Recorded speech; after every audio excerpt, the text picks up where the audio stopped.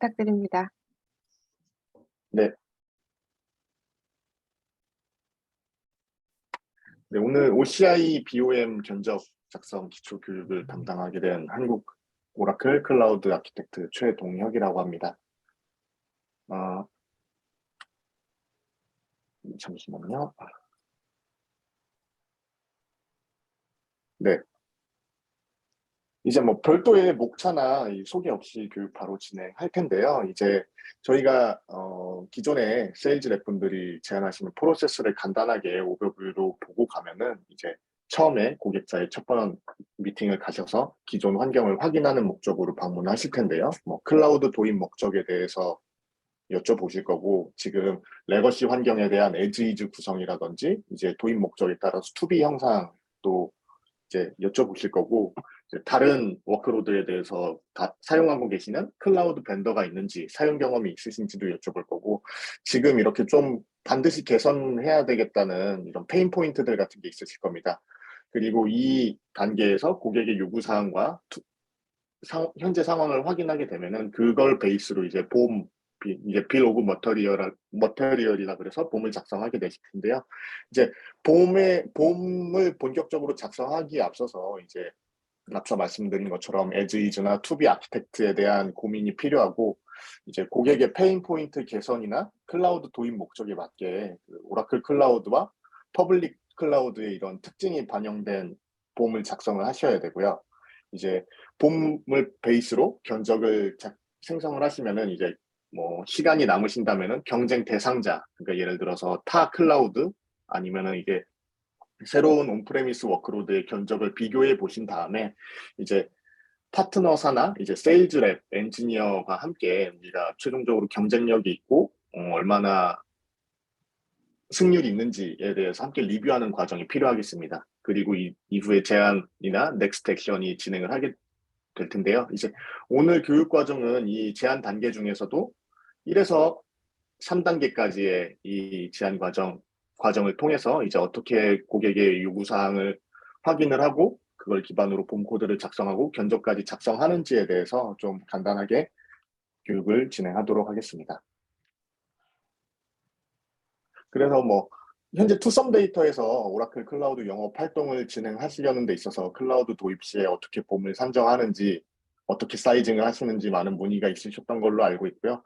그래서 오늘은 오라클 클라우드에는 되게 많은 기능들이 있는데요. 이제 시간 관계상 가장 이제 기초가 되고 많이들 요구가 있는 코어 인프라 서비스를 중심으로 좀 진행을 해보도록 하겠습니다. 그래서 이제 세일즈 랩분들께서 고객 미팅에 가시면은 도입 목적이라든지 현재 레거시 현황, 그러니까 에즈 이즈 아키텍처, 투비 아키텍처, 그리고 이제 페인 포인트, 그리고 뭐 앞으로의 그 프로젝트 계획에 대한 방향성 같은 말씀을 듣고 오시지만은 이제 구도로 진행되는 미팅에서 이렇게 확인된 정보들만으로는 이제 봄과 견적을 좀 짜기에는 거의 불가능에 가깝다라고 생각이 됩니다. 그래서 저는 이렇게 좀 저만의 양식을 만들어 봤고요. 이제 보통 세일즈 랩분들께서 미팅을 하시고 난 다음에 고객분들께 전달을 드려서 최대한 많은 정보를 확인할 수 있도록 이렇게 좀 양식을 전달드리고 요청을 드렸습니다. 그래서 저는 이제 보험이나 아키텍처를 이제 만들 때 이러한 여기 채워진 정보들을 바탕으로 작성을 하고요. 만약에 이 문서에 대해서 뭐 아무 정보가 없고 회신이 없다 이러면은 이제 저는 아무것도 할 수 있는 게 없다라고 이제 그냥 들어 누워 버릴 정도로 이러한 정보들은 꼭 반드시 필요한 정보 양식들입니다. 그래서 지금 교육을 듣고 계시는 분들께서는 여기 이 양식에다가 뭐 더 필요하다고 느끼시는 부분을 항목을 더 가감을 하셔도 좋지만은 그래도 여기 나와 있는 그리고 OS 버전이라든지 이제 CPU에 대한 사용률, 코어 수, 그리고 이제 소프트웨어 버전까지는 이제 꼭 반드시 고객에게 확인이 필요한 정보라고 말씀드릴 수가 있겠습니다. 그래서 이러한 그 양식적인 이런 수치 정보 외에도 이제 최대한 가능한 많은 정보들을 획득할 수 있다면은 그게 가장 베스트인데요. 예를 들어서 뭐 현재 인프라 현황표라든지 아니면 구성도, 그리고 뭐 인프라 유지 보수 상태, 장비 도입 시기 현황 등에 대해서 이제 파악할 수 있는 기회가 된다면 이제 세일즈 랩분들께서는 지금 현재의 영업 기회 말고도 추후에 추가로 제안할 수 있는 이런 기회들도 이제 얻을 수 있는 하나의 그 방법이라고 할 수가 있겠고요. 아니면은 뭐 현재 PS 계약 사항 같은 거를 여쭤보시면은 이제 고객분들께서 뭐 데이터베이스 PS 같은 계약 사항을 여쭤보시면은 고객분들께서 되게 상당히 방어적으로 많이 대응하시는 경우가 많은데 이제 저희는 뭐 오라클에서 라이센스 감사 목적으로 PS 계약 여부를 묻는 게 아니다라고 충분히 말씀을 드리고요. 저희 그 클라우드 엔지니어들 같은 경우에는 이제 현재 PS 계약이나 현재 운영하고 있는 DB 버전 업데이트 버전 PS 계약 상태에 따라서 이제 데이터베이스에 대해서 클라우드에 대한 마이그레이션 방법론 같은 이런 기술적 업무에 대해서 접근 방식이 조금 달라질 수 있습니다. 그래서 이러한 부분들은 영업 활동뿐만이 아니라 엔지니어들의 그런 마이그레이션 업무를 위해서라도 이제 최대한 가능하면 확인을 해주시는 편이 좋습니다. 그래서 그리고 또 추가로 PS 계약이 되어 있는 경우에는 이제 오라클 어플리케이션이나 DB 라이센스 제품군 같은 경우에는 클라우드에서 사용할 때 BYOL도 가능하기 때문에 이제 비용 할인적인 측면에서 세일즈 랩분들께서도 확인을 해주시면 좋겠고요. 이 장표에 보이시는 질문들은 그냥 뭐 아까 말씀드린 것처럼 제가 사용하는 양식 중에 하나고 예시일 뿐입니다. 세일즈 랩분들이나 세일즈 랩분들이 이제 엔지니어 분들하고 함께 고민을 하셔서 최대한 뭐 추가로 유의미한 정보를 얻을 수 있도록 이런 형태로 작성을 해서 고객분들께 답변을 받아주시는 편이 좋을 것 같습니다. 그래서 이제 앞서 확인한 그런 이 양식에서 확인한 얻은 정보를 바탕으로 이제 봄을 작성하기 위해 고민해야 할 부분들을 좀 알아볼 텐데요. 이제 먼저 이제 최초로 이제 나와 있는 게 OS입니다. 그래서 OCI에서는 리눅스 크게 리눅스 계열의 OS, 윈도우 서버 OS 계열을 제공을 하고 있고요. 리눅스 계열은 무료, 그리고 윈도우 서버는 유료입니다. 그리고 윈도우 서버 같은 경우에는 저희의 그 컴퓨터의 CPU 개수에 비례해서 과금이 되게 되고요. 윈도우 서버 같은 경우에는 저희가 뭐 MS 애저보다 오히려 KT나 네이버가 많이 저렴하다고 말씀드릴 수가 있겠고요. 그렇다고 이제 저희 윈도우 서버가 뭐 타사, 뭐 AWS나 GCP 그렇게 대비 비싸진 않습니다. 그들보다는 저렴한데 저희가 먼저 이걸 말씀드리는 이유는 OCI가 타사 대비 컴퓨트 요금이 저렴하다고 장점을 많이 말씀드리고 있는데 윈도우 서버에서만큼은 이러한 장점이 타사 대비 많이 희박해지는 게 사실입니다. 그래서 OS 같은 경우에는 이제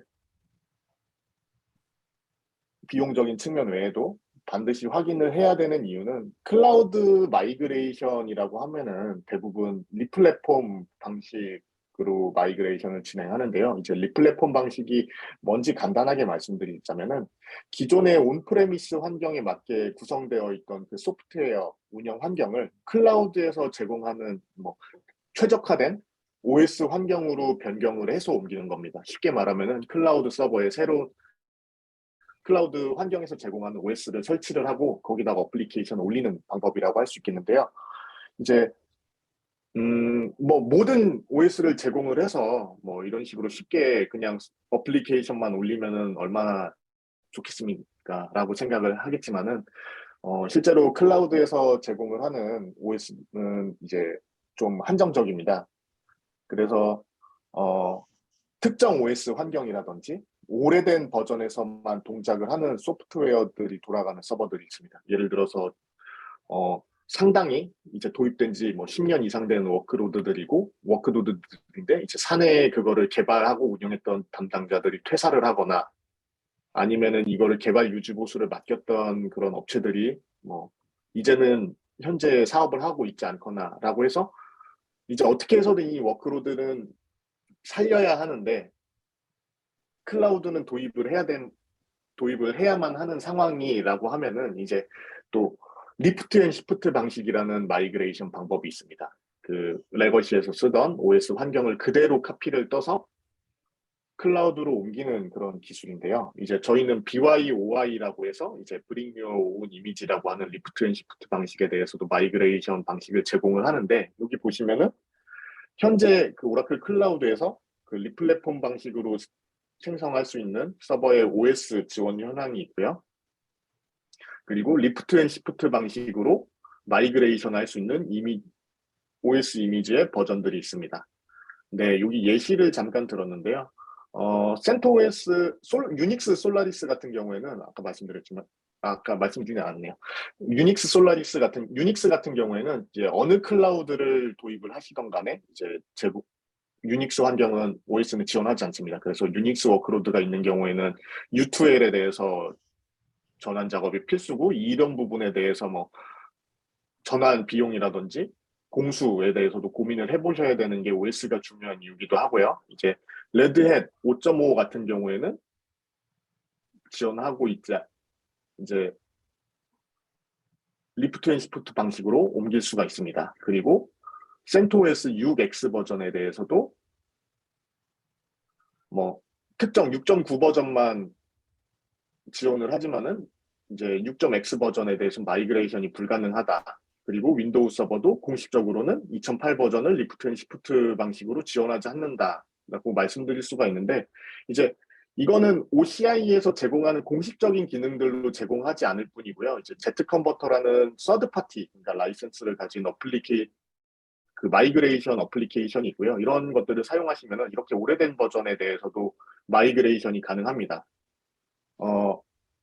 그래서 제가 OS가 중요하다고 말씀을 드리는 거는 이제 마이그레이션 방법론뿐만이 아니라 이런 그 공식적으로 오라클에서 지원하지 않는 OS일 경우에는 추가적으로 뭐 고객에게 비용 견적을 제한을 드려야겠죠. 이런 서드 파티를 통해서 마이그레이션이 할 수 있지만 라이센스 비용이 어느 정도 발생을 한다라고 말씀을 드리고, 이제 그럼에도 불구하고 이 워크로드를 리프트 앤 시프트 방식으로 옮길 것인지 아니면은 그냥 포기를 하고 새로운 워크로드를 도입할 것인지에 대해서 결정할 수 있는 유의미한 그런 지표들이기 때문에 꼭 OS 버전에 대해서도 확인을 해주시고, 현재 오라클에서 지원하는 OS 버전인지를 반드시 확인을 해주실 필요가 있겠습니다.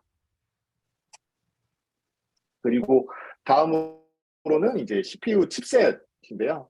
이제 제가 임의로 요거는 그냥 오라클 클라우드에서 사용하고 있는 인텔 CPU를 채워 넣었지만요. 실제로 뭐 CPU 정보 같은 거는 확인할 수 있으면은 파악을 해주시는 게 좋습니다. 대부분 온프레미스 워크로드에서 클라우드로 넘어가시는 경우에는 뭐 오래된 CPU, 그러니까 일 확률이 상당히 높은데요. 그래도 간혹 이제 저희가 제공하는 것보다 더 고성능의 CPU를 사용하시는 경우가 있습니다. 이제 뭐 신규 워크로드를 도입한 지 얼마 안 됐지만 그래도 클라우드로 전환을 하겠다는 클라우드로 전환하고 기존에 사용하던 서버는 다른 용도로 사용하겠다라는 그런 고객들이 많으시기 때문에 서로 그 오라클 클라우드에서 제공하는 CPU 칩셋의 성능과 기존의 워크로드의 성능을 좀 비교를 하기 위해서는 그래도 파악을 해주시는 편이 좋습니다. 그래서 이제 오라클 클라우드에서는 이제 크게 세 가지 그 CPU 제조사의 CPU를 제공을 하는데요. 먼저 AMD CPU가 있고요. 인텔 CPU, 그리고 암페어 제조사의 CPU가 있습니다. 그래서 뭐 뒤에서 좀 더 디테일하게 설명해 드리겠지만은 각 CPU 제조사의 특징들을 간단하게 말씀을 드리자면은, 이제 암드 같은 경우에는 이제 요즘 이제 PC나 서버 컴퓨터 쪽에서 많이 뜨고 있죠. 예전에는 이제 인텔이 워낙 뭐 가격은 비싸지만 성능값을 한다라는 그런 이미지가 있어서 인텔을 많이 선호하셨지만은, 이제 AMD 같은 경우에는 요즘 PC에 관심이 있으신 분들은 알겠지만은 가격 대비 인텔보다도 훨씬 뛰어난 성능으로 이제 많이들 이제 이미지가 변했고 대세로 자리 잡는 추세인데요. 이제 저희 오라클 클라우드에서도 암드 CPU를 주력으로 이제 좀 제안을 드리고 있습니다. 그래서 특징을 간단하게 말씀드리자면은 이제 가격 대비 성능이 우수해서 이제 일반적인 워크로드에 대부분 제안을 하고 있고요. 인텔 CPU 같은 경우에는 이제 인텔 스탠다드 쉐입과 이제 더 서버 컴퓨팅 영역에 최적화된 옵티마이즈드 타입으로 두 가지 모드를 선택하실 수 있게 제공해드리고 있습니다. 그리고 암페어 같은 경우에는 ARM 기반으로 이제 가성비가 상당히 좋다고 말씀드릴 수가 있겠고요. 저희가 Always Free Tier라 그래서 이제 무료로 컴퓨터 서버를 사용하실 수 있는 이런 맛보기 서버들을 제공을 하고 있는데 이제 암페어 서버 기반으로 제공을 하고 있습니다. 그래서 이런 서버들은 최대 4코어에 24기가 메모리 바이트를 프로비저닝해서 무료로 사용할 수 있는 서버를 제공하기도 하고 있고요. 그리고 이제 스펙시티 타입들은 이제 뭐 예를 들어서 고성능 워크로드, OLTP, OLAP, 뭐 데이터베이스, 분석 이제 워크로드에서 많이 쓰는 덴스 IO 타입이 있고 뭐 다들 아시다시피 GPU 타입, 그러니까 그래픽 카드가 내장되어 있는 이런 고성능 GPU 타입 같은 게 있고 이제 어 이전 세대 그러니까 지금은 각 최신 CPU를 이렇게 메인으로 제공하고 있는데요. 이전에 뭐 제공했던 그런 CPU들을 저렴하게 사용할 수 있는 뭐 얼리어 제너레이션 같은 그런 서버들을 프로비저닝 할 수 있는 메뉴가 있습니다. 그래서 이제 좀 더 각 CPU 제조사에 대해서 조금 더 디테일하게 말씀을 드리자면은 이제 AMD 같은 경우에는 저희가 E4라고 부르고 있고요. 뒤에 플렉스가 붙는 이유는 이제 CPU랑 메모리에 대한 성능을 1에서부터 이제 64코어까지 메모리는 1에서부터 1024, 1테라까지 이제 자유롭게 원하는 대로 프로비저닝 할 수 있습니다. 뭐 예를 들어서 극단적으로 5CPU는 64코어를 쓰고 있지만은 메모리는 1GB로도 할당을 할 수가 있겠고요. 그래서 타사 클라우드랑 좀 비교를 해드리자면은 타사 클라우드는 각 CPU에 해당하는 메모리들이 고정값으로 할당돼 있습니다. 그래서 어떻게 보면은 이러한 컴퓨터를 사용하는 데 있어서 좀 상당히 유연하지 못하다. 금액과 성능적인 측면에서 유연하지 못하다라고 말씀드릴 수가 있겠고요. 그리고 이제 암드 CPU 같은 경우에는 저희가 아까 가격 대비 가성비가 좋다, 성능이 좋다라고 말씀드릴 수가 있겠는데 이제 CPU 벤치마킹 테스트를 성능을 제공하는 그런 홈페이지가 있습니다. 구글에 이 CPU를 검색을 해보시고 여기 뒤에 벤치마크라고 조회를 해보시면은 그 사이트가 나올 텐데 그 사이트에서 제공하는 벤치마킹 성능이 이 수준입니다. 그리고 가격은 0.025 5CPU당 이렇게 비용을 말씀드렸는데요. 이제 이거를 잠깐 조금만 이제 좀 기억을 하고 계시고 인텔 CPU나 다른 CPU 타입들과 좀 비교를 해보겠습니다. 인텔 CPU 같은 경우에는 뭐 말씀드린 이것도 플렉스 타입이고 3세대 CPU를 제공하고 있기 때문에 여기 3이라고 붙는 거고요. 마찬가지로 32코어까지 스탠다드 타입입니다. 이제 32코어까지 자유롭게 프로비저닝이 가능하고 512기가 메모리까지 자유롭게 프로비저닝이 가능합니다. 그리고 뭐 이런 CPU를 쓴다 블라블라블라 이렇게 나와 있고요. 이제 보통 인텔 CPU가 암드보다 성능이 좋다라고 생각을 하고 계시는 고객들이 많으신데요. 벤치마킹 테스트를 보면은 이제 오히려 지금 앞서 말씀드린 암드가 조금 뭐 미세한 수치지 거의 티가 안 나는 수치지만은 조금 우세하다고 나와 있고요. 비용적인 측면에서도 비교를 해보면은 거의 뭐 2배까지는 아니지만 40% 가까이 정도 암드 CPU가 저렴하면서도 좋은 가성비를 보인다라고 말씀드릴 수가 있겠습니다. 그리고 이제 아까 컴퓨팅 영역에 최적화된 옵티마이즈드 타입의 3세대 CPU를 쓰는 플렉스 타입의 인텔 CPU 제조사를 비교를 해보면은 벤치마킹 테스트가 2406입니다. 그래서 처음에 암드랑 비교를 했을 때도 가격적인 측면에서는 암드가 2배 이상 저렴한데 각 성능적인 측면에서는 크게 차이가 나지 않는다라고 말씀드릴 수가 있겠고요. 그래서 저희는 보통 대부분 이런 지표를 보여드리고 암드 2포 타입에 대해서 컴퓨팅을 보통 제안을 합니다.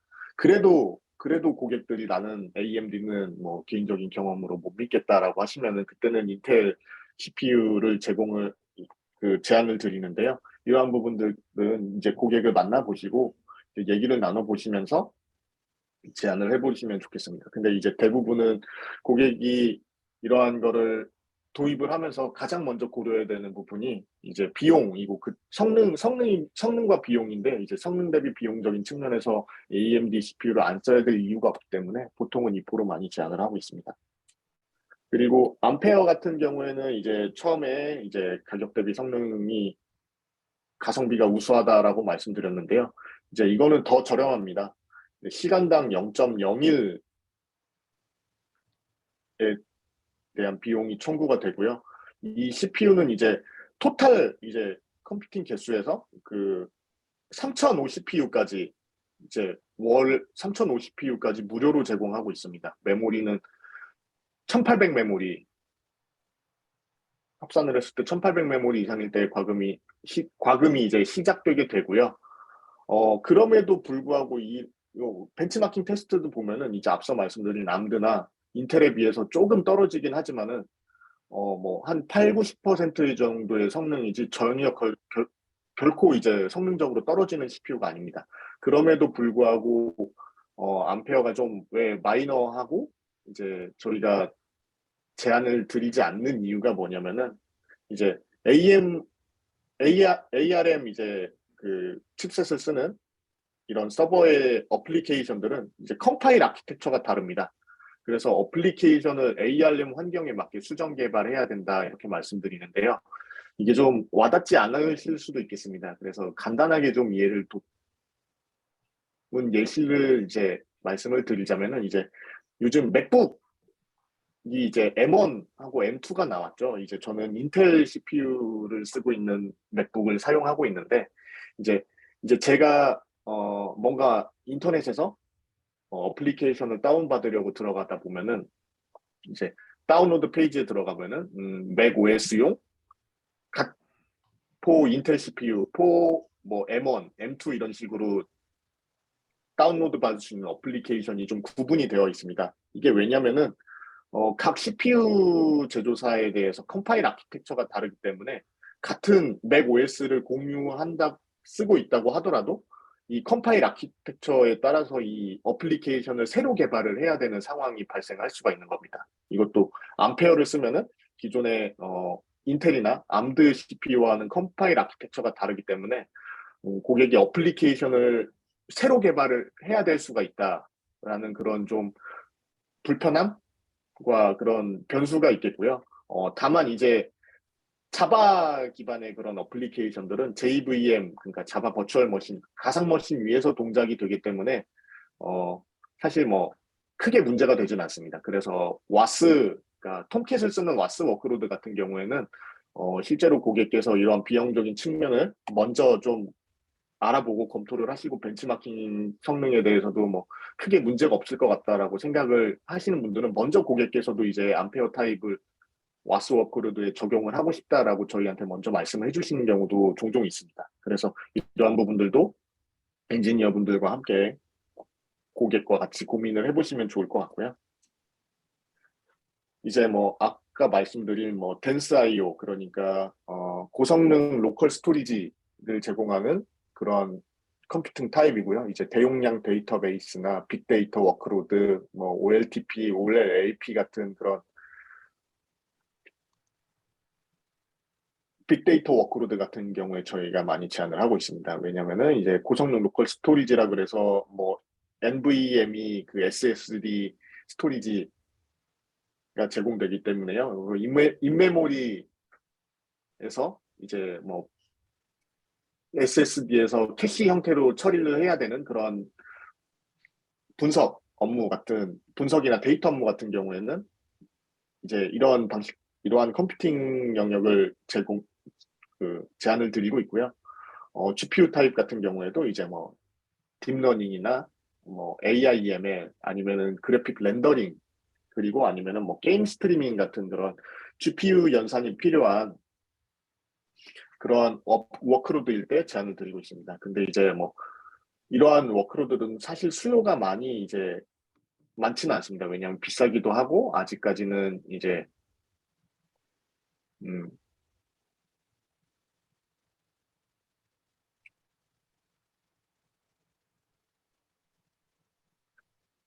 비용적인 측면이나 뭐 저희 그런 게 있기 때문에 뭐 아직까지는 이제 뭐 서울에 있는 그런 뭐 그래픽 스튜디오라든지 게임 회사 쪽에서는 많이들 제안을 해서 사용을 하는 경우가 있었는데, 사실 이제 지방 같은 경우에는 그런 그래픽이나 AI ML 쪽보다는 제조업 기반의 그런 업체들이 많다 보니까 사실 이러한 두 개의 케이스 쪽에서는 사실 많이 이제 지방에서는 제안해 본 경험이 없는 것 같습니다. 그래서 이런 워크로드에 쓸 수 있는 이런 컴퓨팅 서버들이 있다라고 좀 이해를 해주시고 넘어가면 될 것 같습니다.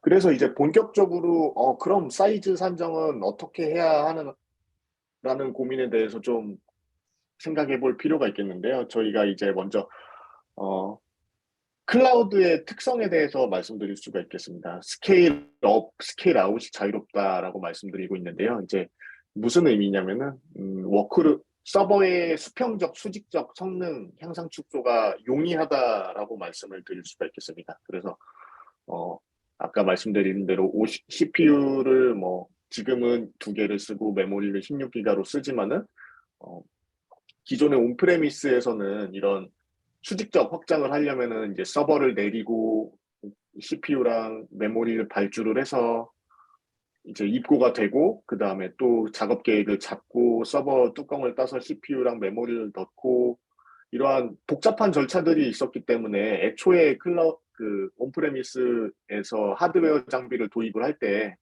이제 좀 실제 사용하는 리소스 양에 비해서 좀 규모를 이제 보수적으로 산정을 해서 좀 크게 발주를 넣는 경향이 있었는데요. 이제 클라우드 같은 경우에는 이런 CPU 메모리 디스크에 대해서 확장 축소가 매우 쉽다라고 말씀드릴 수가 있겠습니다. 그리고 스케일 아웃 같은 경우에도 언제든지 이 서버가 부하가 생기면은 수직적으로 대수를 쭈루룩 늘려가지고 이 부하를 견딜 수 있게 하는 그런 기능들을 제공하고 있기 때문에요. 이러한 부분들을 좀 온프레미스의 차이점, 퍼블릭 클라우드의 이런 차별점으로 생각을 항상 염두에 두시고 이 사이징을 산정을 하시면 좋을 것 같습니다. 그래서 이제 저 같은 경우에는 반드시 이 피크, 에버리지, 이제 최대 사용률, 평균 사용률, 그러니까 CPU와 메모리에 대해서 최대 사용률, 평균 사용률을 확보를 알려달라고 하는 편이고요. 이제 보통 견적을 두 벌을 짭니다. 이 피크 사용치 기준으로 짜고 에버리지 기준으로 짜서 이제 뭐 고객한테 두 벌을 제안을 하거나, 아니면은 이제 어 피크와 평균 차이가 이제 클수록 이제 이러한 스케줄 형태로 이제 에버 이제 최소 사양으로 제안을 했다가 이 부하를 받는 시간에만 순간적으로 서버 대수를 늘려서 이 부하를 처리하고 다시 이제 원 상태로 돌아올 수 있도록 그러한 워크로드들에 대해서 이제 설명을 해드리기도 하고요. 그리고 이제 아까 말씀드린 것처럼 컴퓨터 요금의 대부분은 OCPU에서 발생을 합니다. 그 중에서도 아까 말씀드린 것처럼 저희 윈도우 서버 같은 경우에는 OCPU 수량에 영향을 받기 때문에 이러한 CPU 코어 선정이 매우 중요합니다. 그래서 어, 그거 외에도 이제 뭐 VM의 네트워크 밴드위스도 OCPU에 비례해서 늘어나기 때문에 사실 우리가 CPU 사용률은 많지 않지만 대용량의 네트워크 밴드위스가 필요하다라고 말씀을 해주시면은 뭐 울며 겨자 먹기로 CPU 타입을 올려야 되는 상황도 발생할 수가 있겠습니다. 그래서 이제 말씀드리고 싶은 거는 이제 피크와 에버리지를 기준으로 견적을 짜야 한다라고 말씀드릴 수가 있겠고요.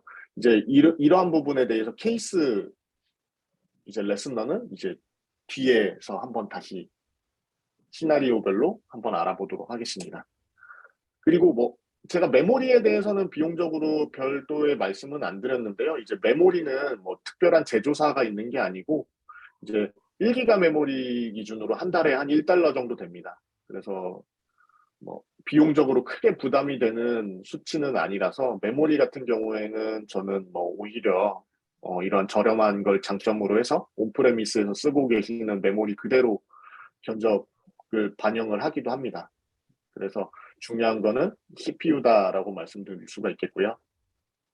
디스크 같은 경우에도 이제 어, 대부분 이제 디스크 사용량을 확인을 하지만은 저희가 디스크 대비해서 크기 대비해서 IOPS, 그러니까 디스크 성능이 증가하기 때문에 대부분 이제 워크로드에서는 디스크도 현재 사용하고 있는 워크로드의 디스크를 대부분 제한을 하는 편입니다. 다만 이제 저희는 좀 차별화되는 점이 사용자가 원하는 스토리지 성능에 따라서 IOPS를 선택적으로 조정이 가능하고요. 어, 이 이 디스크의 성능에 따라서 이제 VPU, 그러니까 볼륨 퍼포먼스 유닛이라는 이제 어, 견적 자료가 추가가 됩니다. 이제 온프레미스 환경에서는 그냥 뭐 1테라바이트 디스크 하나 이런 식으로 견적 발주를 넣으셨을 텐데, 예를 들자면은 저희가 500기가 바이트 디스크에 대해서 뭐 한 달 기준으로 1기가에 0.025에 대해서 견적을 추가를 하고요. 이제 보시면은 각 디스크의 성능 타입들이 있습니다. 보통 이제 기본 디폴트가 밸런스드인데요. 어, 요 프로비저닝할 디스크에 곱하기 볼륨 퍼포먼스 유닛을 곱해 주신 다음에 이제 볼륨 퍼포먼스 유닛 1기가당 0.017에 대해서 비용이 청구가 됩니다. 그래서 500기가 기준으로 계산을 했을 때 한 달에 이 견적이 조금 잘못 나간 것 같긴 한데요. 이제 이거 절반일 겁니다. 이제 요거는 거의 1테라 기준 가격이라고 보시면 됩니다. 제가 숫자를 잘못 입력을 해서 그런 것 같은데 뭐 제가 계산을 했을 때 1테라 기준으로 한 23달러 정도 나오는 걸로 계산을 했었습니다. 그래서 이거는 무시를 해주시면 되고, 이거는 다시 수정을 해서 공유를 해드리도록 하겠습니다. 이런 형태의 스토리지 견적을 내시면 되겠습니다. 그리고 저희가 블록 볼륨 같은 경우에는 이제 DR이나 장애 대비 조치를 위해서 백업이 가능한데요. 블록 백업 같은 경우에는 이제 스토리지의 총 용량이 아니라 현재 사용하고 있는 스토리지 사용량을 기준으로 최초 백업이 들어가게 되고요. 이 이후에 진행되는 백업분에 대해서는 이제 또 풀카피를 뜨는 게 아니라 이 풀카피를 뜬 거에 대해서 이 복제 시점에 추후 변동량만큼 중분식에 대한 백업만 들어가기 때문에 이제 이러한 것들은 견적에서 제외하긴 하지만은 비용 문의가 있을 경우에는 꼭 항상 인지를 하시고 답변을 주시면 좋을 것 같습니다. 그리고 오브젝트 스토리지 같은 경우에는 이제 대용량 파일을 보관을 위한 그런 스토리지인데요. 이제 대용량 파일 보관으로 사용하고 있지만 사용 용도나 보관 기간에 따라서 스탠다드나 아카이브 형태로도 제한이 가능하실 수가 있고요. 보통 데이터베이스나 VM 백업 용도로서 이제 견적에 반영하게 됩니다. 그리고 기타 목적 같은 경우에는 뭐 서버에 저장되어 있는 이미지 파일, 동영상, 로그들에 대해서도 뭐 오브젝트 스토리지에 백업 형태로 보관할 수가 있겠고요. 이제 기가당 0.025, 그러니까 한 1테라 정도 하면은 25달러 정도 되겠네요. 그런 비용이 청구가 되게 되고, 아카이브 같은 경우에는 이제 요 스탠다드에서 사용하고 있는 그 파일들 중에 좀 더 이제 액세스가 없거나 어, 누구나 사용하지는 않지만, 접근하지는 않지만, 그래도 보관을 해야 되는 용도로 아카이브에 저장을 하는데요. 아카이브로 전환을 할 경우에는 이 스탠다드보다도 더 10배가 저렴해집니다. 다만 이제 아카이브 같은 경우에는 이제 스탠다드처럼 뭐 필요에 따라 바로 꺼냈다 뺐다 할 수 있는 게 아니라, 아카이브 같은 경우에는 이 파일에 대해서 우리가 액세스가 필요하다라고 요청을 해주면은 24시간 내로 이 특정 파일 리스트들에 대해서만 스탠다드 형태로 며칠 동안 전환이 됩니다. 그래서 어, 스탠다드로 전환이 된 그 유효한 기간 동안에만 다운로드만 가능하기 때문에 이러한 특징을 좀 잘 아시면 좋을 것 같고요. 어, 그거 외에도 이제 리퀘스트 금액이 있는데요. 이제 뭐 오브젝트 스토리지에서 파일을 존재하거나 업로드하거나 다운로드하면 이 API, 그러니까 REST API에서 발생하는 그런 금액이 있는데, 이제 스탠다드 기준으로 1만 번 요청을 했을 때 0.0034달러 정도로 이제 거의 뭐 일반적인 그런 업체, 고객사들에서는 이러한 리퀘스트 요금이 발생하지 않는다라고 좀 이해를 하시면 될 것 같습니다. 그리고 파일 스토리지라는 게 있는데요. 이제 간단하게 말씀드리면 나스 개념입니다. 여러 개의 VM에 이제 나스 형태로 이렇게 나스 스토리지 형태로 제공하는 서비스를 파일 스토리지라고 하는데요. 저희가 상대적으로 블록 스토리지에 비해서 거의 10배 정도 비쌉니다. 그래서 어, 파일 스토리지의 가격이 좀 부담스럽다라고 생각을 하시는 분들은 직접 그냥 VM에 블록 스토리지를 붙여서 대체를 하실 수도 있습니다. 이 블록 스토리지를 붙여서 대체를 한다는 말씀은 이제 뭐 VM에 어,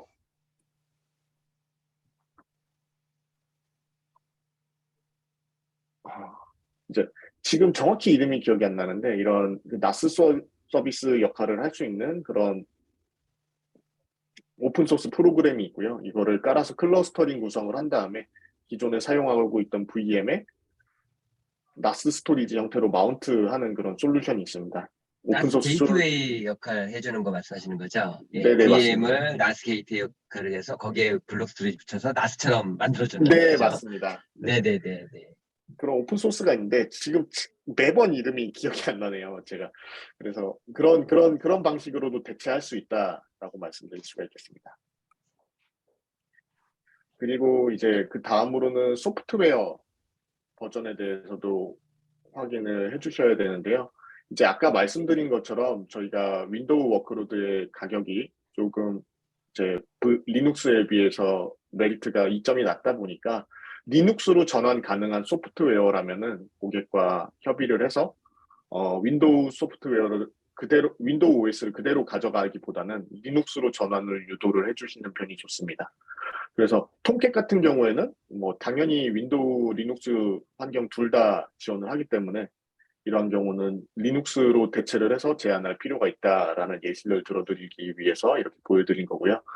다만 이제 소프트웨어나 어플리케이션의 특정 OS 종속 여부에 따라서 대체가 불가능한 경우가 있습니다. 예를 들어서 이제 단넷 기반으로 C샵에서 개발된 어플리케이션 같은 경우에 대해서는 이제 윈도우에서만 사용한 경우가 있다거나 아니면은 뭐 타 개발사에서 개발을 한 특정 어플리케이션인데 리눅스용 버전으로는 나와 있는 상용 솔루션이 없다라든지 아니면은 아까 말씀드린 것처럼 소프트웨어가 이제 특정 CPU 제조사 이제 컴파일러에 따라서 종속되어 있는지에 대한 여부를 확인하기 위한 용도로 이 소프트웨어 버전에 대한 확인이 필요하고요. 이제 다음은 데이터베이스 버전인데요. 이제 OCI에서 파스 서비스를 제공하고 있습니다. 데이터베이스에 대해서 이제 공식적으로는 오라클 데이터베이스와 MySQL에 대해서 파스 형태로 제공하고 있는데요. 파스 서비스로 지원하지 않는 데이터베이스들이 있습니다. 예를 들어서 MS SQL이라든지 마리아DB 그리고 MySQL에 대해서 5.x 버전대 그러니까 저희가 파스 형태로 제공하는 MySQL은 8 버전대로 엔터프라이즈 에디션이고 이제 오픈 소스 커뮤니티 버전이 아니라 상용 버전입니다. 그래서 대부분 그 온프레미스 워크로드에서 사용하고 계시는 분들은 MySQL 5.x 버전을 사용을 하고 계시는데 이러한 부분이 버전 업데이트가 안 되고 꼭 유지가 돼야 한다고 하시거나 아니면은 셉 워크로드의 하나DB를 사용을 하신다거나 이러한 데이터베이스들은 인스톨드 베이스로 이제 저희가 파스 형태로 제공하는 게 아니라 앞서 말씀드린 그 VM에 그냥 이러한 DB 어플리케이션을 설치를 해서 사용을 하셔야 되는데 이렇게 사용하실 경우에는 저희가 오라클에서 공식적으로 유지 보수나 기술 지원을 지원하지 않고 있고요. 이러한 라이센스에 대해서 계약 이슈들은 고객이 직접 해결을 하셔야 됩니다. 이런 경우에 제안을 하실 때는 말씀드린 것처럼 VM에 대한 견적만 포함을 해주시면 되겠고요. 일부 이제 뭐 MS SQL이나 하나DB 같은 경우에는 이제 마켓플레이스라고 해서 저희가 오라클에서 이제 파트너사들의 어플리케이션을 사용할 수 있도록 파트너사들이 제공하는 이런 사스 형태나 이러한 이미지들을 제공하는 그런 마켓이 있습니다. 그래서 이러한 마켓플레이스에서 이러한 서드 파티 업체들이 DB가 설치된 OS 이미지를 제공을 하고 있지만은 저희 오라클의 공식 기술 지원이 불가능하고요. 뭐 고객께서 임의로 보유하고 있는 PS 계약이 있는 워크로드일 경우라고 하셔도 이제 이런 할인 프로그램들 같은 게 적용이 불가능하다라고 말씀드릴 수가 있겠습니다. 그래서 이제 오라클 데이터베이스 쪽에 좀 더 알아보면요. 이제 지금 현재 고객은 오라클 스탠다드 에디션을 쓰고 계시고 텐지 버전을 쓰고 계신다라고 이렇게 확인을 했는데요. 이제 OCI에서는 공식적으로 이제 현재 그 12C 이상의 버전부터만 제공을 하고 있습니다. 그리고 이러한 파스 워크로드들에 대해서는 저희가 PS 계약이 포함되어 있는 견적 비용에 포함되어 있고요. 이러한 파스 형태의 DB들은 오라클의 공식 기술 지원을 받을 수가 있습니다. 그리고 이제 이 워크로드에 대해서 PS 계약 여부를 확인을 하는 게 좋은데요. 이제 뭐 OCI에서 제공하는 이제 저희 DBCS와 예를 들어 텐지 버전 같은 경우에는 텐지 마이너 버전에 따라서 최소 업데이트 저희가 제공하는 최소 버전이 이제 12C에 대해서 직접 업데이트를 할 수 있는 마이너 버전이 있고 아니면 11G를 한번 거쳐야 되는 마이너 버전이 있습니다. 그래서 PS 계약 여부에 따라서 뭐 PS 계약이 되어 있다면 여기서 11G로 업데이트를 쳐서 12C로 넘어오거나 할 수 있는 방법이 있기 때문에 OCI에서 제공하는 이제 DB의 마이그레이션 방식에 대한 결정을 위해서라도 PS 계약 여부를 한번 꼭 확인을 해주시면 좋을 것 같습니다. 근데 이제 다만 이러한 9버전 DB를 쓰고 계시는 고객이 클라우드를 도입하려는 목적이 이미 PS 계약이 끝날 때쯤이거나 이미 끝나 계시기 때문에 이제는 공식적으로 오라클의 기술 지원을 받고 싶어서 이제 클라우드 전환을 목표로 한다라고 말씀들을 많이 해주시기 때문에 사실은 PS 계약이 안 돼 있는 상황이 더 많으실 거고 이제 투썸 데이터 같은 경우는 이미 오라클 데이터베이스에 대해서 오랫동안 파트너 역할과 기술 지원을 하셨다고 들었기 때문에 이러한 상황에 대해서 뭐 마이그레이션 경험이나 노하우가 많이 있으실 거라고 저는 생각이 들기 때문에 사실은 뭐 내부 사정에 따라서 좀 뭐 유의미하게 확인을 하시거나 아니면 크게 필요 없다라고 느끼실 수도 있을 것 같은데요. 뭐 아까 말씀드린 경우에 BYOL이 가능하다라고 말씀드렸는데 현재 PS 계약이 되어 있다면은 이제 코어 라이센스당 이제 오라클 DBC에서는 4코어까지 할인이 가능하고 뭐 엔터프라이즈 에디션에서는 2코어까지 할인이 가능하다라고 말씀드릴 수가 있겠지만은 이러한 BIOL로 할인을 적용을 받으려면은 이제 연간 PS 계약이 계속 지불되기 때문에 이제 비용적인 측면에서는 뭐 고객이 판단을 하셔야겠지만은 보통은 이제 PS 계약을 떨어내고 오라클에서 제공하는 파스에 PS로 넘어가려는 목적이 많으시기 때문에 아직 BIOL을 사용하시는 고객은 저는 못 본 것 같습니다. 이제 비용적인 측면에서도 뭐 에디션당 좀 더 저렴하다라고 말씀드릴 수가 있겠고요. 라이센스 인클루디드 같은 경우에는 이제 이러한 BIOL 라이센스가 없이 그냥 우리가 오라클 데이터베이스를 사용하면서 PS 라이센스가 포함된 오라클 데이터베이스를 프로비저닝 하겠다라는 의미의 그런 생성 방식입니다. 대부분 라이센스 인클루디드 방식으로 생성을 하시고요. 각 에디션별로 당연히 스탠다드 에디션이나 엔터프라이즈 에디션이 저희가 기존의 레거시 라이센스 환경에서도 달랐지만은 이제 에디션에 따른 OCPU, CPU 기준으로만 이제 네임 유저가 아니라 OCPU 기준으로만 견적을 계산을 하고요. DBCS에 들어가는 스토리지는 아까 말씀드린 블록 스토리지의 계산 방식을 따릅니다. 스토리지 크기와 볼륨 퍼포먼스 유닛으로 구분된다라고 말씀드릴 수가 있겠고요. 이제 얼마 전까지만 해도 그 DBCS 같은 경우에는 1코어, 2코어, 4코어, 8코어, 16코어, 32코어, 64코어 이런 식으로 코어 수가 이제 고정 할당돼 있었는데 이제 플렉시블 타입이 지원됨에 따라서 고객이 좀 더 OCPU를 플렉서블하게 선택을 할 수 있다라고 말씀드릴 수가 있겠고요. 아까 뭐 오라클 DB에서는 12C 이상 버전부터 지원을 한다라고 말씀드렸지만은 비공식적으로는 아직 11G에 대해서 생성이 가능합니다. 근데 이미 EOS와 EOL 그리고 익스텐디드 서비스까지 종료가 됐기 때문에 사실상 지금 이제 11G로 프로비저닝을 하셔도 언제 서비스가 중단될지 모른다라고 말씀드릴 수가 있습니다. 그래서 이 부분은 그냥 이제 최대한 12C로 가이드를 해주시되 뭐 어쩔 수 없는 경우에는 11G로 올릴 수도 있는 방법이 있다라고 생각을 해주시면 되겠습니다. 그리고 기존의 레거시 라이센스에서는 스탠다드 에디션, 엔터프라이즈 에디션으로만 크게 구분이 됐는데요. 이제 오라클 클라우드에서는 옵션에 따라서 하이 퍼포먼스 에디션, 엔터프라이즈 에디션, 익스트림 퍼포먼스 엔터프라이즈 에디션으로 좀 더 세분화돼서 구분이 되었습니다. 그래서 뭐 계속 강조드리고 있지만은 온프레미스에서 사용 중인 버전과 OCI에서 제공하는 버전의 확인 차이가 필요하고요. PS 계약 여부나 버전 차이 유무에 따라서 마이그레이션 방법론과 절차 등이 달라질 수 있다라고 말씀드릴 수가 있겠습니다.